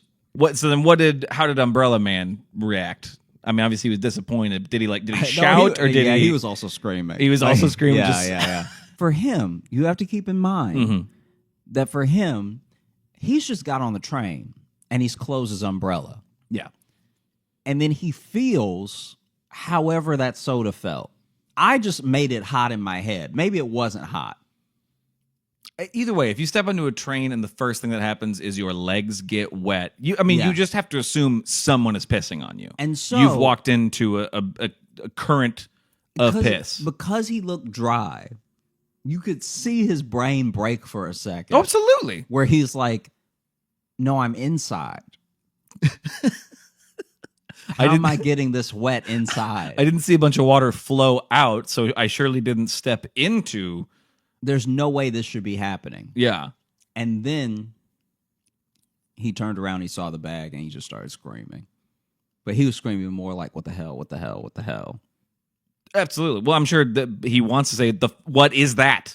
Yeah. What did you just get on me? Yeah. But his brain probably can't even put that together. Because, I mean, it's in his shoes. Like, I honestly. It's legit everywhere. Josh, I didn't even think about it being in his shoes. I was literally only thinking of it on the legs. And now his shoes are filled with soda. Yeah. And he just has to just walk his way. Yeah. Yeah. To, I think, a fire to throw his clothes and shoes into. Just do a just duck for walk safety. home. I hope he was going home. That'd be terrible if he he's on the way to his work. Way to dinner. Oh no, I've got a Hinge date. Yeah. And I have to explain why from the knee down I'm wet and making squelching sounds. Yeah. Yeah. And then the third thing. Yeah. The third thing was I feel bad because I laughed at this really hard and I shouldn't have. Because everybody's different. Right. So I shouldn't have laughed, but it was my first reaction. Basically, I was on the train platform now, and this person was using the elevator that's on the train. Now, not every station is wheelchair accessible, but a lot of them are, so you can use the elevator. Some parents use the elevator for their stroller. Yeah. So, this woman... For the ones who don't want the kids to have a really fun ride. Yeah. Yeah. Yeah. For people who want unshaken baby. Wee. So this woman walks out of the elevator, which is already. I'm always surprised when the elevator opens because I'm surprised that anyone would take it. Like, I actually think it would be cleaner to just crawl up the steps than to be in that elevator. Right. Because that elevator is now a closed space of nastiness. Yeah. And a tight closed space. And they don't move quick either. You get in and they sit there for a second. If you smell something, you're going to be smelling it for a while. That is your smell now. And so this lady gets off the elevator and she's pushing the stroller along. I don't know what bump she hit. I don't know. I did not see what caused this, but her stroller starts to tip to the side. And as it's tipping, she doesn't seem to be paying attention to the tip. So as it's tipping, she's still just pushing, but there's definitely been a bounce on the left side to where it's like, it looks like it's about to go. And then she essentially just starts letting it fall over, and it's not until her hands are maybe like a little too at an angle, like just a little too curved, Right. that she realizes like, oh, it's going. And so then she tries to save it. But whatever's in the carriage already starts spilling out. So it looks like this kid is about to fall out from the overcorrection. Okay, the way you worded that, I was just like, whatever is in the carriage. I was like, and that is also soda. Yeah. It'd be amazing if that was also just a bag of soda. A carriage full of soda. This is what people do now. We just haven't caught on. Listen, we're trying to save the environment. Okay, we're getting rid of plastic. So now, sorry, you got loose soda now. Yeah. That's how it works. No more bottles, just plastic bags. You bring what you got. Those aren't worse at all. Those aren't somehow less reusable. Well, you're reused. Yeah, exactly. You're bringing them in. Mm-hmm. You go down to the soda store, get whatever container filled, and then you can go home. We'll fill whatever you got. Yeah. Yeah. We charge by weight here at this store. So then overcorrects. It looks like the baby is gonna tip out anyway. Mm-hmm. A different lady who sees the whole thing happen screams because now the baby's about to like hit the platform. Jeez. And once a baby hits the platform, you're done with that baby. Jesus, Josh. No, but I'm saying that's an unusable baby now. Like, tell me that's a level of germs that baby's encountered now that it'll never be the same. Oh, you're going off of germs. I thought we were going off of, the what? The impact. No. If a baby's face touches a platform floor on the train, that's going to be a different person now. Our prior. Well, yeah. Tell me I'm wrong. That's going to be. No. You're not wrong, but you're right, but for the wrong reason. I'm just saying. It's like I'm just saying they have soft heads. Is where I'm coming. I wouldn't from. even talk like this if when I was a baby, my face had touched the floor of the platform on the train. God. I'd be a hardened individual. I'd have a deeper voice. You're gonna have a different life because just the film alone that's on the platform of the train. Ugh. You've basically been kicked in the face by every shoe in New York if you let your face touch the platform and you're a baby. Right. To be fair, if you're a baby and your face touches the platform, it's only up from here. You know what I mean? You're not going to have a worse life than that. You just had the worst moment of your life. But you might not be old enough to know it, to appreciate that you've already had rock bottom. Never mind knowing it. It's happened. You're never going to have something this bad happen again. Right. But then someone's got to remind you. Yeah. And so then this other lady screams. The woman stops trying to overcorrect the stroller now and just goes to try to catch the baby. Oh. Hopelessly behind on the hands. The hands were not fast enough. And then you actually hear like a slight splat. And then people start running up to her, and it's a dog. It wasn't a baby in the carriage? It was a dog? No, this is a puppy. Okay. She had a dog in the carriage. Okay. The entire time. Okay. And the way that some people lost concern and the way that some people got angrier Right. was amazing to watch. I bet I can tell you racially Who felt what? yeah, I can tell you exactly what camps. The amount of people, because we're also only talking about like 5-7 people, so it's not like the entire train ran to check on this woman. Yeah. But the amount of people that ran up and like it happened to me as well because I didn't run, but I just was walking towards see if they needed help, and I wish I could see the face I made before I realized it was a dog. Because when you think it's a baby and it's a dog, it messes with your brain in a way that you're not even registering the little like limbs that you're seeing. Yeah. And because as I got closer, I was like, this is a hairy baby. That's what touching the floor does is you you immediately morph. That's one of the animorphs. It's just train kid. That's what they have in the prequel they did to Animorphs. They get the power by licking a subway floor is what happens. And so I'm like, even as I'm kind of like walking over there, like, you know, I'm embarrassed to say I didn't run to help. But even as I'm sort of lightly strolling over to see if anybody needs help or, you know, like what the damage is, anything, I'm just seeing now, because it was still as well, which didn't help because now that's a jarring visual. Yeah. And it doesn't seem hurt because when it gets up, it just shakes and it's a puppy, fine. and it's just like, what happened? Yeah, but for us, we're like, oh my gosh, that baby! Oh no, that furry baby died. Oh no, that ugly baby! Like it's like the order that things went was like, oh no, that baby. Then it was, oh no, that ugly baby. Then it was, oh no.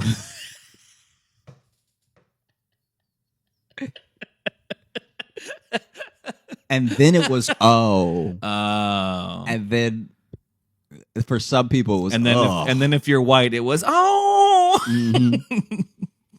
Like one guy got particularly mad at her, like she did drop a baby. Like she tipped it on purpose, or no? He was like being weird about this. Like, it's okay. Like he was like checking on it, but he was like weird with her. Mm-hmm. And then some people didn't even make it far enough to, I guess, really see that it was a puppy. As soon as they saw something get up on 4, they were like, I don't want any part of that. Nope, this lady's got a carriage full of rats. I'm out of here. But yeah, the amount of people that switched. That's like, it wasn't half, but it was like 3. And I was not one of them. No. Like I actually, sadly, I kept the same amount of care the entire time. Like for me, I was like, yeah, Josh, you maybe lived here a little too long. Yeah, because for me, I was like, oh no, that baby fell. Because I've seen babies fall before. Like that? Like this wasn't a tall, like it's not like a Tom and Jerry tall stroller or anything. It's just Tom and Jerry stroller. Do you know the ones that look like they're from the 50s? Yeah, really high. Yeah, the old school. Yeah. Oh, I can't think of the. It wasn't one of those. They have a specific name, don't they? So it's literally like dropping it 1.5 feet. So it was like an actual, like a modern baby stroller. It's like just like a little seat you're pushing. Yeah. So I was like, oh, that's already not made for dogs. Yeah. Yeah. No wonder the dog fell out of it. No wonder that white guy was mad. Don't do that. Just walk it. Yeah. It's got so many legs. Mm-hmm. It can walk. Its paws are made for dirt. Yeah. Wow. Yeah. That one was a roller coaster. I'll say that. That was a journey of a story. I felt like I fell out of a baby carriage. Yeah. Hopefully our listeners are still with us and not like, you lost me a baby carriage. That's the thing. I do want to know if some turned it off the second you were like, this baby carriage was tipping. Yeah. Probably when you said, then you can't use that baby anymore. So maybe they're like, okay, this is a story. This is a story about a baby getting injured. No, I'm just saying it's like, that's a different kid. It's a hardened child now. Yeah, sorry.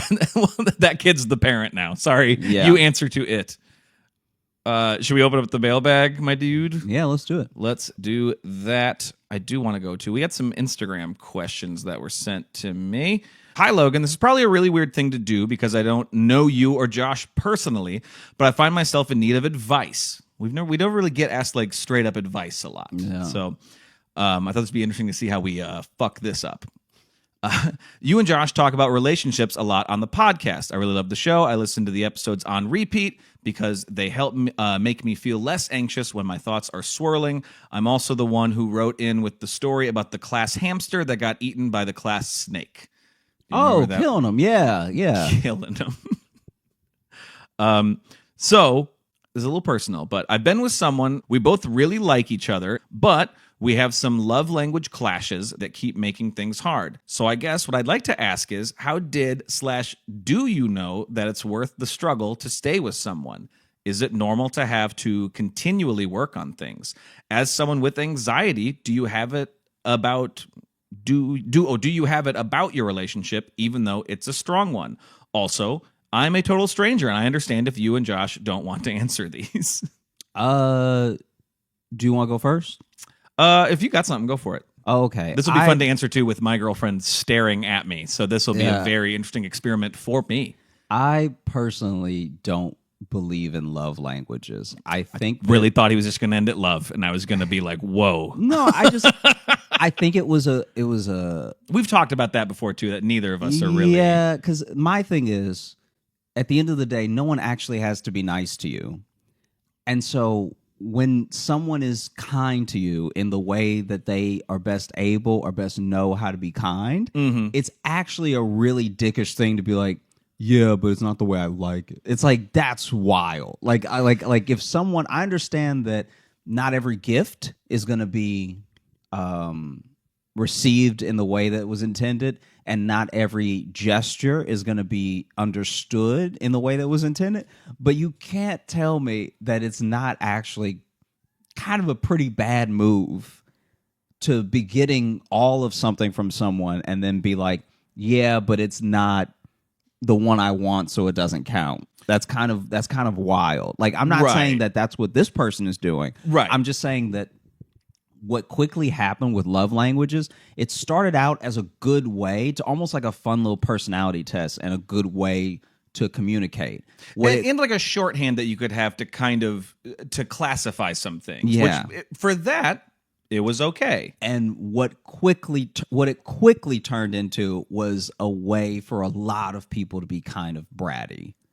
You know what I mean? Mm-hmm. Like I just and I think that my and I could be wrong about this, but I find that like it is a way to sidestep appreciation and like gratitude for the person, even if that's not what you like. Just like I'm not even talking about your relationship or anything. I'm saying in the world, imagine a world where someone comes home to because we have these like physical touch, acts of service, gift giving, all that stuff like that. Yeah. Imagine a person comes home to a fully cooked meal and their favorite movie on cue to watch, and their reaction is, "It's not a blowjob, though."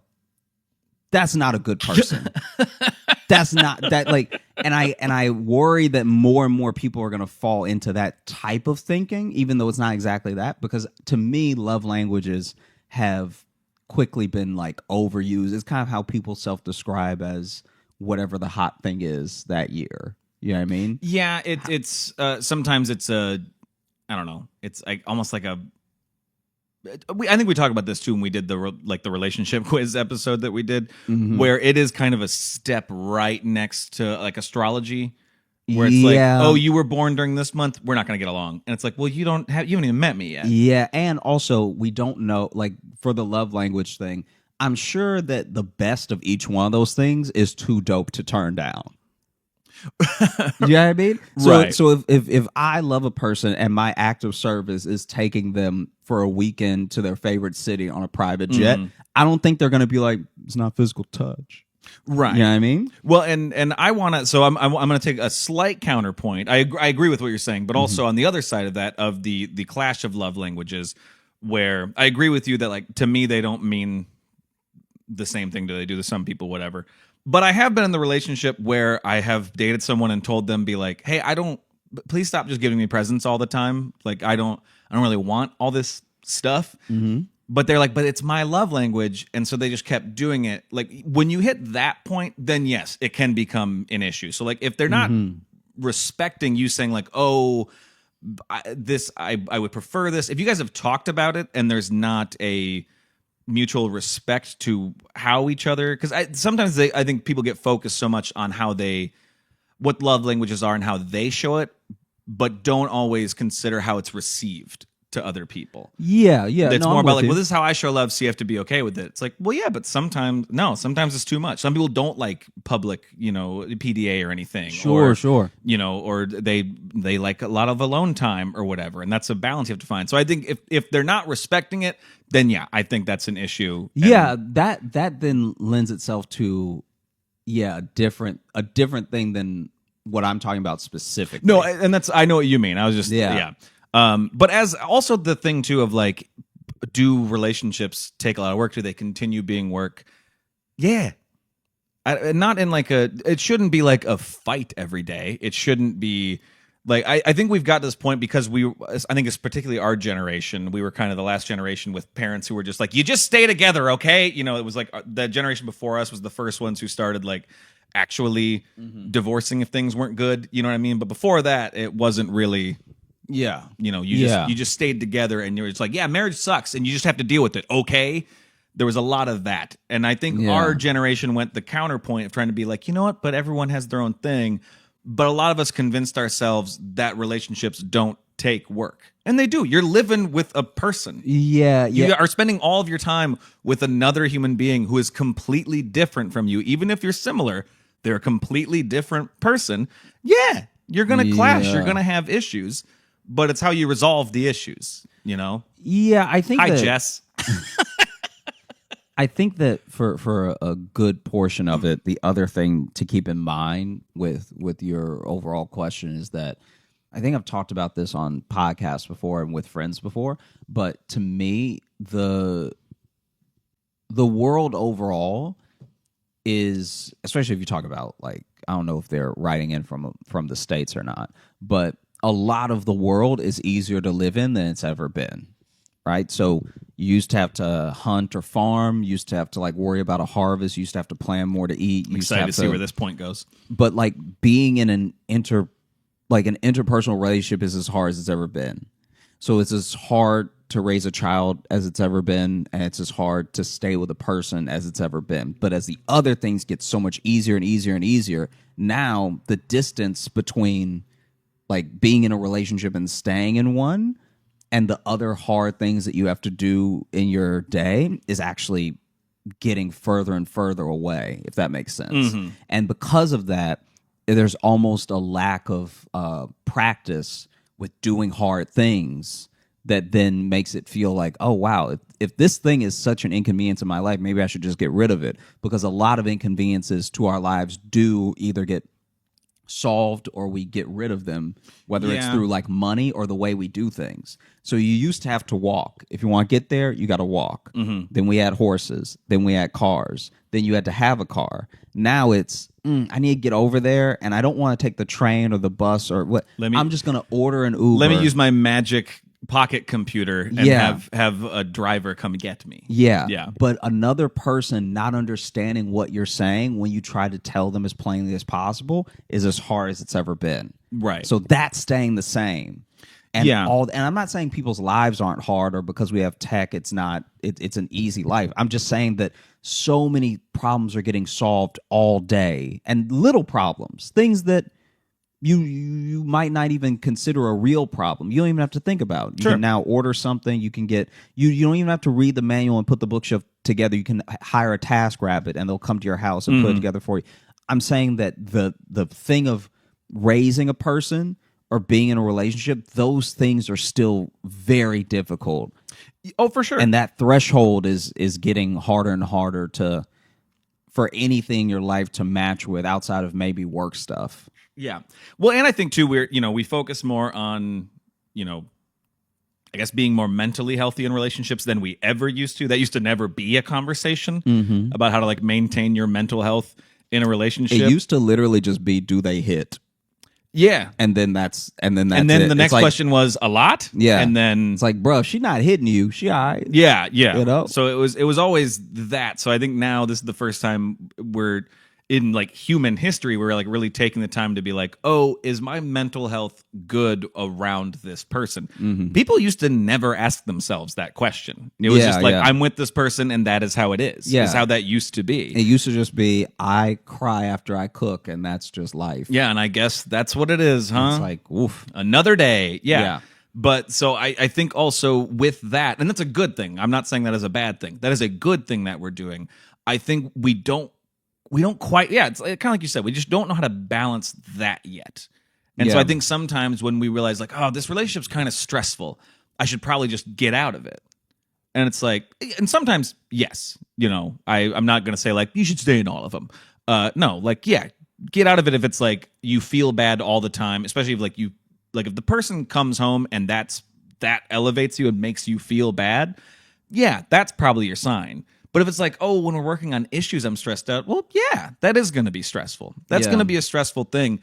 And sometimes, though, that's very much... Sorry, just got something in my eye. Ow. Sometimes that is very much worth the stress. If I can go ahead, since you're here, to use us as an example, like, yeah, we've had some, not like issues of necessarily fighting, but like where we want to end up, where we want to move, career stuff, whatever. Yes, sometimes that leads to a lot of stress. We've had, not too long ago, we had like a whole week where we were just stressed out. We weren't necessarily fighting, but we were just stressed. And then we talked more about it, and we not only talked more about what we wanted together, but we wanted more, even just personally on our own. And honestly, over that, I feel like we got over the hump. We found something that felt good to both of us. And now I feel like we're more confident than we were before that. So sometimes it is worth dealing with those hard discussions. Yeah. I mean, Jess, huh? Thoughts? She agrees with that. Yeah.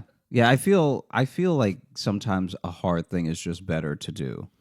That doesn't mean stay with someone if it doesn't feel right. It doesn't mean that you have to put up with anything that's toxic. But the payoff of fixing things, especially when something is good, is like it's hard to compare with. Yeah, it's you feel it's like a team pride. You're like, we did that. Yeah. Fuck yeah. Go Wolverines. Like, you get really excited. We call ourselves the Wolverines. Oh, okay. Good to know. We don't. But I will say, too, in this message, it sounds like it's something that you guys are talking about. So you're already in a great place. If you weren't talking about any of this at all, then you might have You'd an also issue. be sending a different message. You'd be like, hey, how do I get out? How do I do it in the middle of the night, or when should I leave? Yeah. Do you guys have a couch I can crash on? Yeah. That would be a totally different thing. So we hope that helps. Again, I don't know. Yeah, if anything that I said I got helped. divorced at 25, so maybe don't listen to anything I say, too. Maybe that, too. Let me just put that out there. Yeah, but I also, I feel like if I said anything that helped, like, definitely grab some of that. If something I said didn't make sense, guys, I brought up horses at one point. So just like whatever worked, use it, and whatever. We're saying buy a horse, I think, is what we're leaning on. You should get a horse. If you buy a horse together, it'll bring you together. Can you imagine a horse in a studio apartment in New York just kicking TVs? It's like the people who try to get a dog, be like, this might, fix things between us. Now make that dog a horse 15 times larger. Yeah. I mean, you definitely won't be focused on your problems. You'll be focused on not getting kicked. Just motion, maybe a mini horse. Yeah, that would be so much better to still have in your apartment. Yeah. Let's do one more. I know we're running a little longer, but since we're crushing it on the advice front, this ties back to an interaction we had at one of our recent live virtual shows. Okay. So this is from sometimes I get confused when the email is one name, but then they use a different name, and it takes me a second to register what I'm doing. But this is from Naya, and the title of this email is Advice. And hi, Josh and Logan. This is Naya, a.k.a. the girl whose grandfather yelled at you all about tattoos. Yeah, we got her grandpa yelled scripture at us about tattoos during the live virtual show. And he went for a bit. He was very adamant that you should not have that on your skin. I jokingly said someone had a tattoo in their mouth, and he went, "Oh no." just sitting in the background on a couch. So those live shows are very fun. But I never got to ask my actual questions, which wasn't about tattoos. I think they asked about tattoos when the grandpa walked in. And he just heard him and he just went. He just went. But so I've been living with my grandparents for almost a year, and I love them. I do, but I can't do it for too much longer without losing my mind. Yeah, that's fair. Yeah, surprising. I have found a job and a place in New Jersey, but I don't know how to tell them. I am supposed to be leaving in the beginning of August. What should I do? Thanks in advance if you can still help a bit, but if you can't, thanks.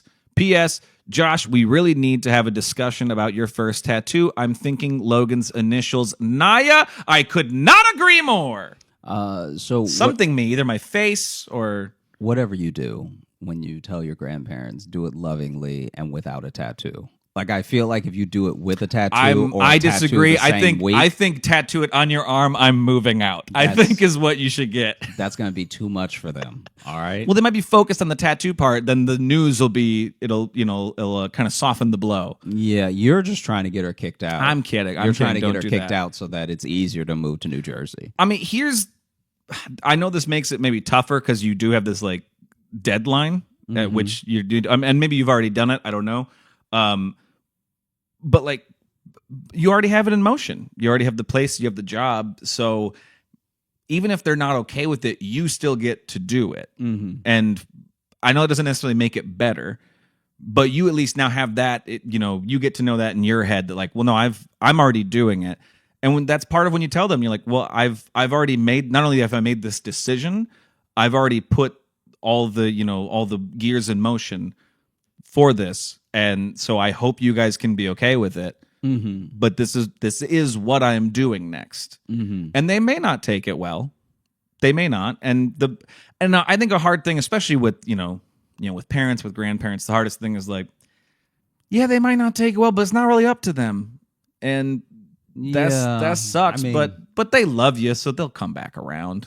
Also, who knows? They might be excited, like not in a way that they don't want you around, but just in a way of like, okay, this is nice. It's gonna be different, but it's also nice. It's nice to have your place with your partner, but it's also nice to have family there. But really build up the excitement of the opportunity, maybe. Yeah, and you might be able to hype them up too. Yeah, of being like, this is good for you. You seem really excited. They'll be like, get out now.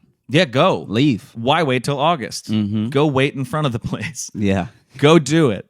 Well, and especially, it also sounds like you haven't lived with them like forever. You said about the last year. Yeah, so they're also used to not living. Yeah, they know a life without you there. Yeah. So it'd be weird if now they're like, nope, you're never leaving now. And then they lock the door. Thanks so much, Naya, for writing in. We appreciate you. And we hope that helped. I'm not sure. That one, I'm not sure if we helped. I'd love to have a talk with your grandfather. He seemed great, actually. Yeah, he seems really fun. He seems like one of those dudes that's exhausted with stuff, and he's done holding his tongue about it. Well, that was the thing, too. As much as he did just start yelling Bible quotes at us, at the end, we started just kind of messing with him, and he was also, like, playful back. Yeah. Because I told him, I said, hey, come to Iowa, and he's like, I'll be there. So it's like, he obviously also has a joy and a sense of humor. So hopefully, if they take it poorly, just tell them you're joking. Yeah, and then just come August, you won't be there. Yeah, and then just move. Well, thanks so much for listening to the Josh Johnson Show. We had a great time recording. I hope you had a great time listening. If you are looking up to catch. If you're looking up to catch. If you are looking to catch up with us on any of the socials, you can find me at Josh Johnson Comedy on Instagram, at Josh Johnson on Twitter, Josh J Comedy on Facebook, and Josh Johnson Comedy on YouTube and TikTok, where we're going to be posting clips of the show. And if you're looking for Logan, you can follow me on Instagram at Logan M. Nielsen. And if you want to get into the mailbag, you can either send me messages there because we read them, or you can email us, joshjohnsonshow@gmail.com. you can also join our Patreon. We have bonus podcasts and videos and live virtual shows. Patreon.com/Josh Johnson Show. We also have this month a live, an in-person one, a not on a computer one, a human one in a room. Union Hall, that is July, 27th, that Wednesday? Mm-hmm. Yes, July 27th, 10 p.m. Eastern Time. Tickets are still available. If you are in the area, come out. The one we did last year was incredibly fun. I'm super excited to do this one. And then right after that, we're in Philly. So if you're in that area, catch us. We're doing 3 nights? 3 nights. Yep. The Punchline in Philly. Also, this is just for YouTube, little thing. Click on other videos. They'll be popping up over here, over here. Oh, are we doing that now? We're doing here, over here, over here, over here, over here. Right and here. Have a great week. We appreciate you. Over here, over here, over here. Let me just put another arm around my buddy. Don't Let me do just that. come on. Don't Let's do go. that. It's a nice picture of the two of us. Come on. Don't do that. Hey. Over here, over here. Over here. Over right here. Right here. Right here. Over here. I love you. We can stop recording. Wow. Wow. Left me hanging. Say it. I'll never say it on the record. He's said it before. I grew up in Louisiana, and thanks. Yeah. And once in a while, my friends and I would go to New Orleans. It was always a big deal because it was like going to, another world and everything, because we weren't from a good part, right? And when we went one time, I was with 3 of my friends, and one of my friends was like, oh, we should all go to a psychic while we're here in the French Quarter, right? Because they have a bunch of psychics lined up, right? And so I was like, nah, I'm good. I don't even really believe in psychics. And even if I did, I don't know if I want to know, right? I'm all right. And he was like, no, come on, it'll be fun. Let's do it, right? So sure enough, he convinces all 3 of us to go ahead and do it. And there's lots of different psychics lined up. There's some people that are like reading palms. There's some people that have tarot cards. There's some people that are just staring at you like, oh. And so, I sit down. I sat at a tarot table, right? And I don't know anything about tarot cards at all. I don't know what the process is or anything. But I went ahead and I paid the lady, because you got to pay up front, right? They can't just be like, here's the future now. And so I went ahead and paid and everything. And then she started like dealing, right? And so, and I didn't know. So I did, when she had dealt a couple, I just scooped up a couple.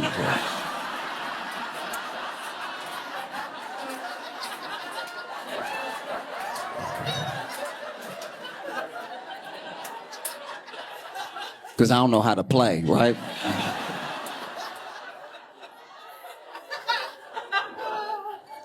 And then she was like, don't do that.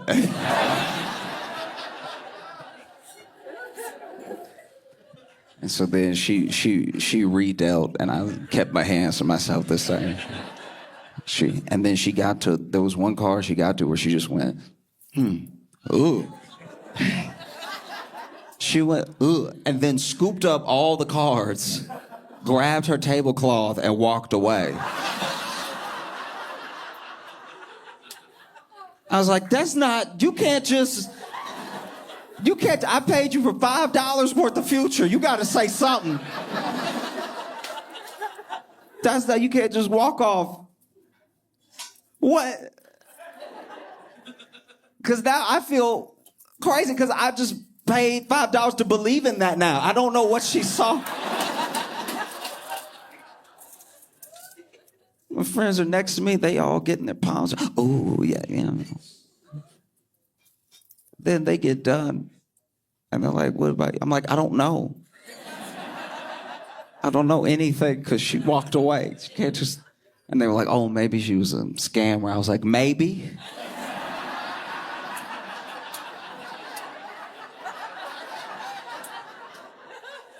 She didn't even try. It's the future. You don't know. I can't prove. Do you know what I mean? Make something up. Even if you saw something terrible, lie to me. I won't know. And so then they were like, oh, well, stuff happens. It's just $5. I was like, nah. So I sat down with another psychic. I was like, hey, can you help me? Because, and she's like, what are you looking for? What do you know? I'm like, no, none of that. I need you to find, I need you to track down one of you so then you can tell me what she saw.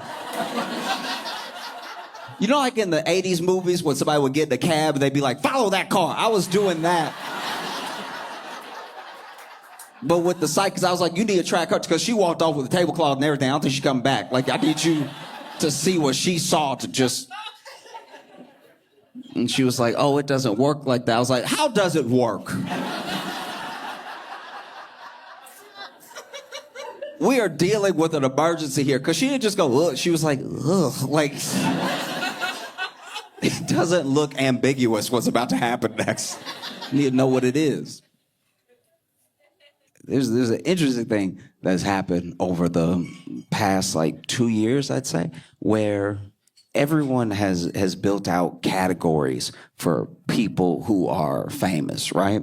So there are some people that are like that old Hollywood type of famous that's kind of disappearing. You may never get another one of these again, like Brad Pitt level famous, right? Like, we don't know if that'll ever happen again because the internet has split us so much that, there's very few hardcore blockbuster movies that just everyone went to see. And when they are happening, it's still factions of people. And it's not the same actors in the same movies every time. So, the closest we've probably got is, Timothée Chalamet. You know what I mean? He was in Wonka and then Dune 2 and, and then something else at the same time. It felt like everybody in Hollywood. I remember that time because for those period of months when I was going to the movies, it felt like everybody else in Hollywood got sick. And it felt like they just kept calling no, we need you to do, or the movie won't come out. It's like, okay, then he's Wonka, then I know where he's a Fremen, and he's like, it's like, it was just a lot, right? And then you have people who are that old Hollywood famous. Then you have people who are more like internet famous in a way that may stick or may not stick. So you have people that have millions and millions of followers on Instagram or on YouTube or whatever. So they're technically as famous, if not more famous than the old Hollywood people, right? Because these people were picked by the people, you know what I mean? Whereas the other people's sort of their success feels like studio, feels like, a machine driving it or something. And then you also have lengths, right? Lengths of fame. So there are some people that are famous the way that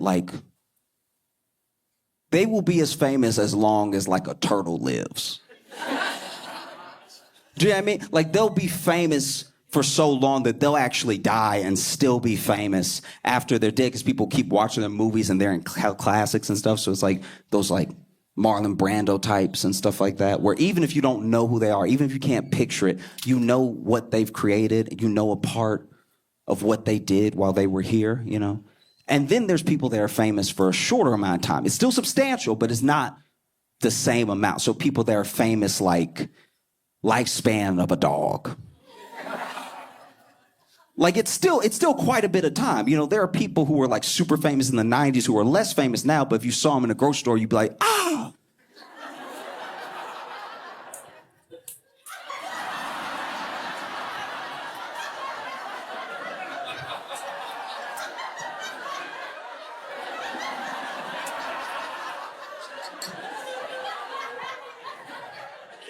Don't move. You were in something. I know your face. You were in something.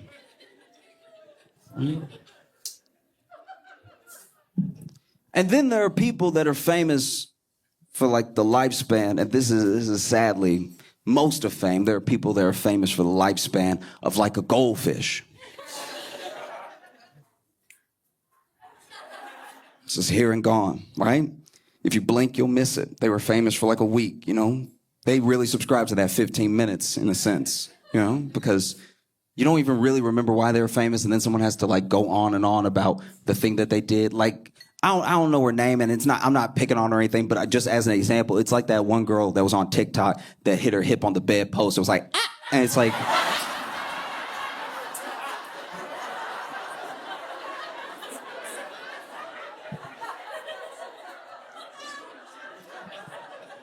I don't know who she is.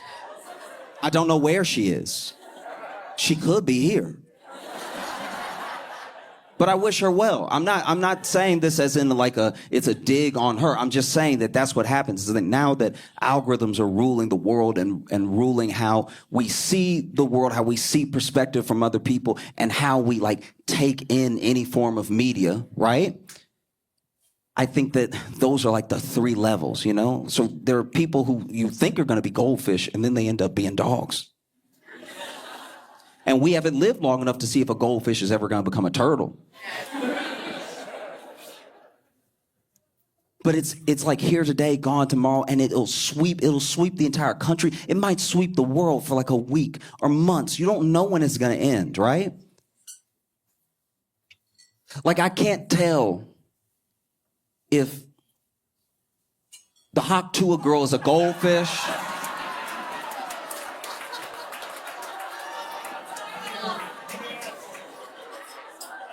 or like a dog, right? Because this is my thing. Okay, if somehow you don't know the phenomenon that is the Haktua girl, basically, very quickly, it's something that took over the world for some reason. Where, you know, people do those street interviews on Instagram and YouTube and TikTok and stuff, and basically they walked up to this one young lady who was out with her friend, and they were like, what's one thing that drives a man wild? And she was like, you gotta go Haktua and spit on that thing, right?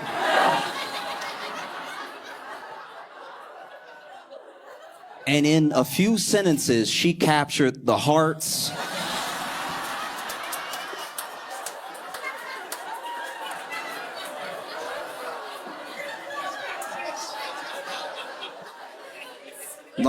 and minds of America in a way that sadly a president never could.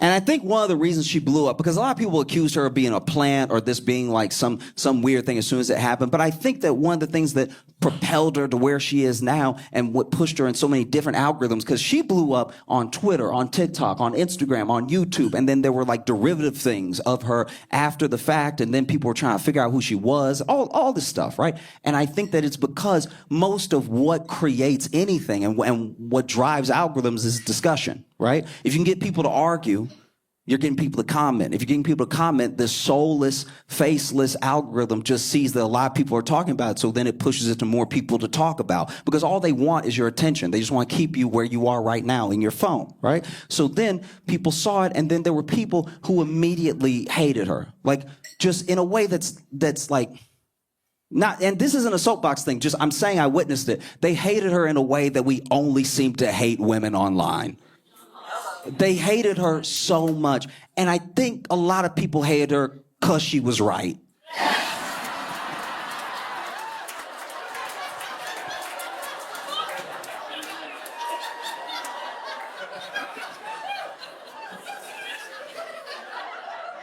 No.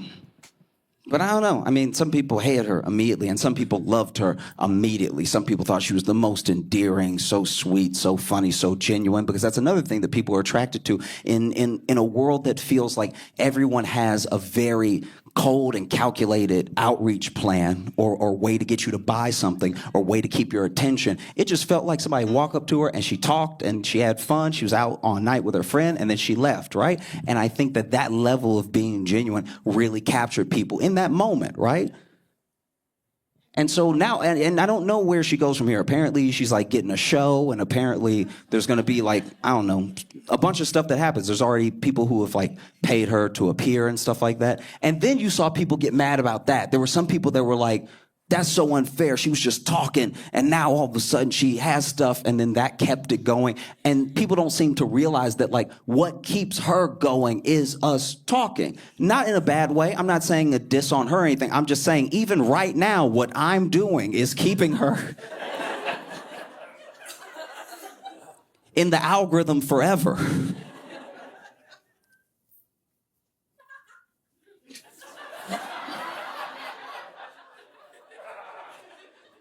I do wish her well, though, because I think that especially if you are at like, sadly, if you're at like a goldfish level of fame, you don't really know why you're here.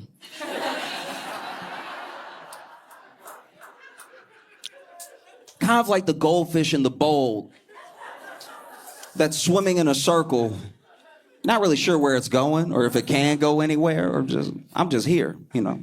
I used to be at a fair and now I'm at this dude's house. You know? Because when you aren't known for a thing, when there's not, we used to have these turtles because we used to prop up people who were famous as these demigods. And we still do it. We do it in different ways now, because now there isn't just like old celebrity. Now there's like digital creator, there's influencer, there's all these different people, but we still do it to people where we like deify them in real time, right? And I think that before it was always attached to a skill. So it was always like Marlon Brando is the most brilliant actor of all time. Orson Welles is this incredible director, right? All of these people are absolutely deified in their skill and what they do. So then even the people that want to reach their heights, whether it's fame or just skill, they want to get to that level. And it's something that may never be achievable, right? And then when you're like dog famous, people stop calling, right? Like, it's like I was available for parts, but I don't know. Like I didn't want to take the steroids, so then Marvel was like, no.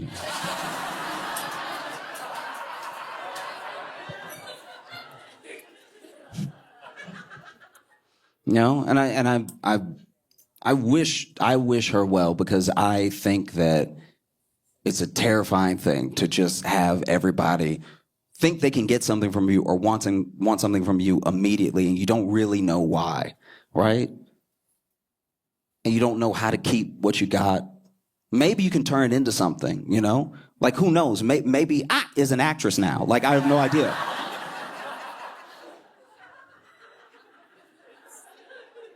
Maybe it is the start to something, or maybe it just petered out because, you know, that was a moment in time, right? Because it's just hard. Because then, if you're out one day, if no one talks about that, no one talks about what becoming like unfamous is. You know, people that are famous actually then they turn to becoming infamous just to keep some level of normalcy of where they were, right? That's why sometimes in my opinion, you see people who used to be more famous, all of a sudden they lose their minds, right? Like you'll just be on Twitter one day and see like Randy Quaid said something.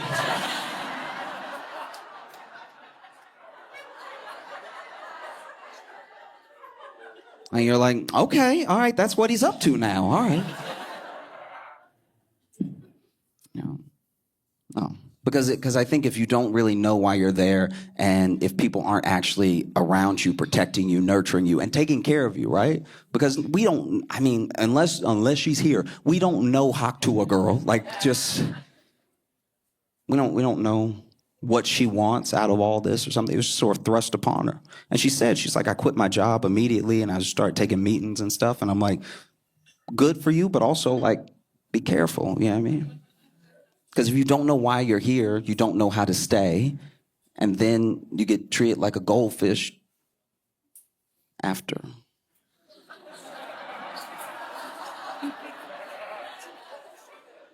After a couple weeks, and you get, you know, next thing you know, that's not a regular bowl. It's a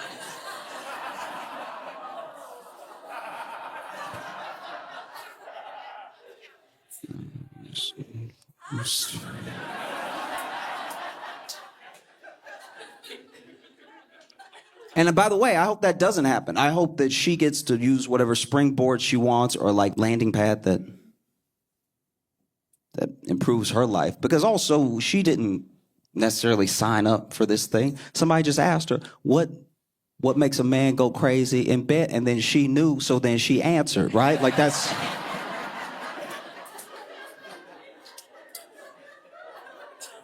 I went to years ago, when I was with my friends back home in Louisiana, I went to a buffet. And this is a buffet before COVID, right? So this is a buffet that we just didn't know was nasty yet, right? Like COVID, just gives you a different perspective on things that are like communal, right? Because a buffet is just family style eating, but it's with the public. Because you've had meals with your family before, and then you got that one cousin that's nasty, right? So then you're like, can someone please pass the mashed potatoes? And then they get ready to pass the mashed potatoes. You're like, ooh, not you, right? And then they grab the bowl and go to pass you, but they got their thumb in the bowl so they can get some grip on it, right? And then you're like, don't do that. You know what I mean? Like, that's, scoop it up, grab it from the bottom, hand it to me, because now it's thumb potatoes. So that's what it is. There's a buffet is just, with everybody. And I even tried to give a buffet a shot post-COVID. And to be fair, maybe I wasn't being fair. Maybe I judged too quickly. But I basically walked in, and somebody who wasn't even at the food, just somebody at a table coughed, and I was like, forget this. This is...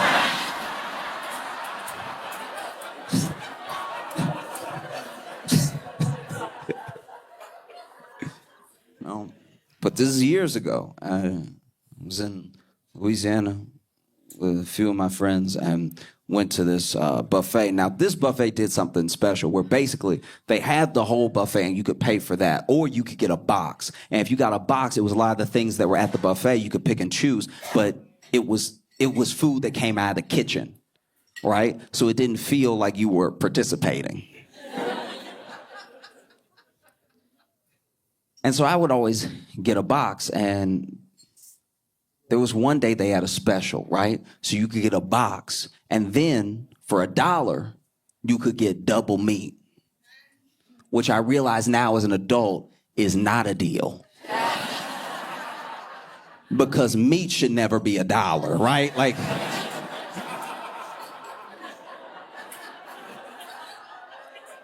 Because you told me the whole box was $13, and then they were like, for $1, we'll just double it up. That means that all the meat is 50 cents. These margins are too tight for you to just be giving away all this meat for $1, right? This is horse. It has to be. All the meats that I know of cost a little bit of money, right? And so I was young. And I was naive, and so I was like, ooh, hit me with that double meat. And so sure enough, they get me the box. It's packed, right? And there's just a ridiculous amount of meat, a bed of rice, some veggies on the side, and like a little treat in one of the little compartments, right?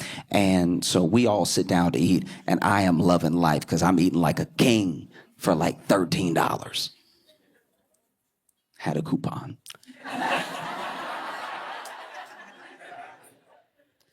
And everything's well and good. We even leave. And about 40 minutes later, I get a pain. But the pain is not in my chest or my stomach. The pain is like in the middle, like right here, which is terrifying because I was like, I shouldn't get this till I'm 58. Like this is too specific of a spot. Like it needs to be like, like head, shoulder, I mean, like all the pain should have a section, right? And like it either needs to be stomach ache or heart attack. I don't want whatever this is. This is an insane region to have this much pain. And so then I'm doing all types of weird movements trying to like make the pain decide where to go. Like I'm trying to either push it up or knock it down or something. Like I'm cramping up, but it's like it's right here. And I've never felt anything like that before. And so then I have like a little, I don't know, I do some motion and the pain just gets even tighter here, right? And then it starts to hit my stomach, and so I run. I didn't even know I was fast. I run. I run to the bathroom, right? And I run to the bathroom, and I'm glad nobody was in that one because I kick the stall door open, right? Because we're in crunch time. This isn't a no. You know what I mean? Like, we're pushing at least, right? And so I run up and I kick the stall door open, which you should never do because those stall doors bounce back, right? So I kick and boom and boom and boom, and then I get up off the floor, right? And I get in the stall, and then I sit down, and it's still just like, it's all right here. And I'm like tearing up. It hurts so bad. I don't know. I can't even describe it because I've never felt anything like it since. And I'm just like, I'm still trying to do the movements, like push the pain to make sense. You know what I mean? And I've been praying, by the way. I've been praying for a long time because you ever in the bathroom and you start to pray, but you're not even praying about anything related to what you ate. You're praying about something you might have got away with when you were little. And you were like, Lord, I'm sorry I took it. I didn't think they'd notice. It's my bad. I won't do it again. That's gotta be what this is about, because this is too specific. This is like an inch below the nipples pain. Just hurting, right? And then I can't help it. I'm like audibly making noise. I'm like,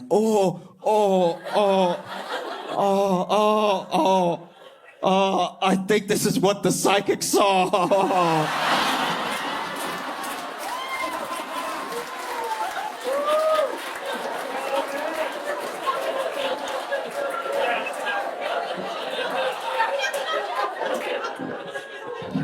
I'm not